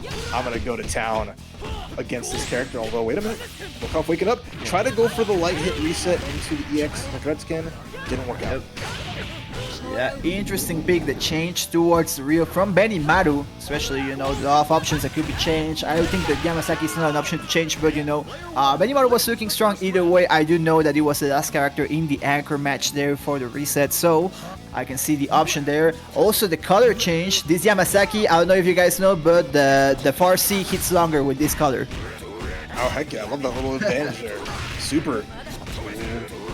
But again, Najid is great. Again, we were curious at the start. Like, this is a character that only has shown up against Lokof. And RINO is committed to her through and through, not switching her out, keeping her available. And as the sets go on, she has proven her worth time and time again as RINO has become a strong pilot of this character. Totally great to see this character choice by RINO. I'm speculating that it's, you know, like a counterplay towards the Yamazaki. However, in the, even if it's not quite the case, it's just working great overall as a pick for him. However, you can see here so far that he continues to pile on against the Yamazaki. Lokof is not able to find the kill on this character just yet. Okay. He's going to take her pockets though and kick her to the curb. So finally he was able to take what he needed and okay, ties up at least the character count, but the advantage is still on RINO's side. Good stuff here so far. RINO also with the color change of his own. You can see rocking the blue Yashiro now, the blue Yash. Oh, going over to the right side now of the stage. Oh, finds a hit there, Lokof. Right, there's the EX, but didn't get the cancel fast enough. Great jumping from RINO. If we're gonna spend, yeah, I like it. Oh, get him out of here. Yep. Out of the way indeed. RINO, good start. He's able to continue on with his momentum after that close reset that he just got. Looking like a potential point in his favor, but we still have the Geese Howard coming through from the Lokof side. Alright, Geese is out of business mode. He is in final boss mode, alright? His shirt is off. And he means to bring down the house, but right now RINO, good anti-air. Yashiro overstaying his welcome right now, and Lokof struggling to really just get a big thing on this character. Yeah, this is a complete reversal of what we were seeing at the start of this tournament, what we saw in Winners Finals and the start of the Grand Finals. Lokof looking like he's struggling to get rid of this. Yashiro finds an opening here, gets the Reppuken Super after, and then needs one more opening after, and yes, there he goes, he gets it. That's good progress. Gonna have some recovery here, not gonna be full health, but relatively competitive against the Heidern, the alien, the green alien Heidern. Yeah, just swinging, working out here. Nice anti-air. Put the back roll into the sweep. Right, Geese is gonna have to do something huge to bring this back. Nothing that we haven't seen from Lokof before, but it just hasn't really been clicking as much as Lokof would want in this Grand Finals. There's the punish on the jump over. Big damage. Big damage indeed. Singer, all the show. You know how it is. We've seen this movie before. Then RINO continues on, puts on the pressure, but gives Lokof an opportunity to fight back. Oh, opening up some space. Projectile after. Good spacing. RINO, one combo. Ooh, the jump in was a little too high. Oh, Lokof with slivers of health. I always get so afraid, but RINO has no fear. Goes for the cross-up and is able to get this first point on the board. This is changing. The tune is starting to sound different, Raph, and it's looking to be in RINO's favor. Yeah, RINO again. Momentum monster. Because remember, Lokof started Grand Finals 2-0. Just needed one more game win to take the set, and RINO just inch by inch, centimeter by centimeter, kilometer by kilometer, making their way up this mountain and looking to climb Everest to become this week's champion in one of the hardest fought Grand Finals of KOF I've seen on TNS so far. Yes, indeed. I'm just surprised about what we're seeing from these two players, especially with RINO doing all of this from the top 3 position from the losers finals, where he was in a similar situation against ViolentKain, now against Lokof. We see the start now. We had an order change from Lokof side, pushing now the Yamazaki towards the center, towards the point position now. RIO all the way at the back, but RINO stays as is. Oh. Gets a CD, but doesn't get anything huge from it. Just happy to get some damage, but CD again. Has to go for the Shadow Strike that time. Works out. Woke up with a small lead here, but it's really just like trying to see if anything will hit the mark. And a roll forward is going to get a punish. But wake up bonus. I like it. Yep. Wake up. No, makeup. I forgot the song I was gonna say, but I think I didn't do it. I get where you're coming from. I like the effort there. That was gonna be a tongue twister nonetheless. But Farsi from Yamazaki is gonna just bonk Najid out of the way. And a much better game so far from Lokof, who's shown that if he can take out the Najid early on, things look a lot better. Great mention there that you said, Raph, just there. Nash impeding on the progress of the Nash, I think, will bring great benefits towards Lokof. I think that there's a potential here just from that dynamic alone that we might see this evening it out 1-1. However, it all comes down to also how he can neutralize the Yashiro. Little by little creeping in. I left the wall bounce and then the sequence afterwards. Great stuff there with the snake strike as well. Okay. RINO backing off. We've seen him do this over the counter. Great stuff by Lokof. You mentioned how he does great usage of it too. Yeah, doing it really well in the advancing strike. A nice answer to the reversal snake strike. And RINO getting swept off his feet, as Lokof said. Enough of that. Yep. And really cute to see how that played through. I was not expecting kind of like that mid-screen scramble, but hey, the RPS is strong. Yep. Heidern coming again. 3 bars. Lokof also has resources. How much can he get from this Yamazaki? Has been doing great work in this game number 2, but that's enough. Go take a break because we've got more characters in Lokof's team. Geese coming through now, shirtless as well. Absolutely, he's ready to just bring it again. And as the middle character, right, give some room here. I want to see what the Rio can cook. Because again, this is not a character that Lokof really put any time into in this tournament so far. So as the anchor, if he comes down to it, I wonder how that'll play. Right now, RINO gets countered out of the sky. Lokof's use of counters have just been, reactions have been so almost flawless. This 1v2 by RINO is challenging, but he has made it happen with the Heidern. There's still opportunity here for the CDM player. Both are CDM players, and they're CDM elite. If you guys don't know, they got their own, like, you know, high-level branch of top players, and it's only RINO and Lokof, the ones that are there, and only one can come out on top here in this set. And so far, Lokof is looking great in trying to even this out. Oh, wake up, bro! Said psych! No, it's gonna go for the... Okay. Go to hell! Get the stab off. Get some good damage here, and then finally the cross. What a way to bring that back. Again, that was all off one wake-up uppercut. Yeah. One wake-up flash kicks you. That moon slash just says, hey, I can make this almost safe-ish, depending on how close you are. Yep. Now, let's see what this Rio is all about. All right. If you should get simple. Yeah, simple yeah. and clean. Like, it should be. Yeah, Utada Hikaru type beat. Oh, there we go. There we go. Kingdom Hearts 4 coming soon.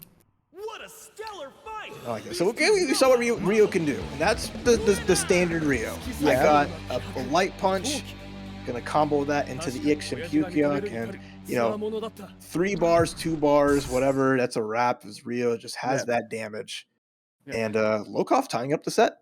Yeah, I like this strategy by Lokof, putting the Rio at the back there, just as you mentioned. If he's able to get to last instances of their game with resources for the Rio, he's in a good position to try and seal the deal. I think that's opposite or different to what we saw with the Benimaru. However, he had his own tools as well. Either way, game number 3, how much can the Nash do? It's been one of the key elements to dictate who is able to come out on top of these games. No, absolutely. And already though, Lokof with that lead to make sure things work out in their favor here. Ooh. And look at that, the poison's ticking, the damage is on, and Najid has just been denied access to the game. She has been barred as Yamazaki cleans up real quick. Uninstalled, at least from this game, wasn't able to do much. Yamazaki is completely healthy as O.Yashiro comes through. More big body game we saw from these two. 2 resources, max mode okay for RINO. Jump in. Guard cancel, pushes him to the corner. Oh, but RINO says I got those 2, bro. See what you got though. All I know is that Lokof has the space. And with RINO stuck in this corner here, it's just been rough showing, just trying to get out of it. Oh, the whiff! I like the jump over. Lokof again reads the situation, forces the whiff, gives the punish, and sends O.Yashiro back into the corner. Yamazaki looking like golden Frieza, golden experience, however you want to call it. Pick your favorite Shonen because he's looking very strong here. Already 2 characters ahead.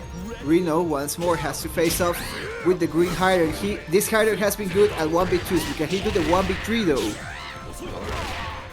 Tall order for sure. RINO has made a huge comeback some points before, but right now it's a tough road as Yamazaki. Taking the battle plans right from the commander, wake up buttons, the anti-air wisp, but Yamazaki's a tall dude. Blocks the Shadow Strike, doesn't do anything after though, was not quite able to hit on time to do something else. One more opening for RINO. Oh, the jab gives him one more chance at life, just a Yapsinho. Oh, but then, there we go. That's a Yamazaki OCB from Lokof. Strong here in the grand final reset. Put him 1 point short of getting this tournament. How does he adjust to this? Because that looked rough. Yeah, I mean that's classic Lokof, right? And it's been the tale of this grand finals. If Najid gets cooked, Lokof just runs away with it. If Najid gets to cook and she puts together one of the finest dishes, it looks prime RINO.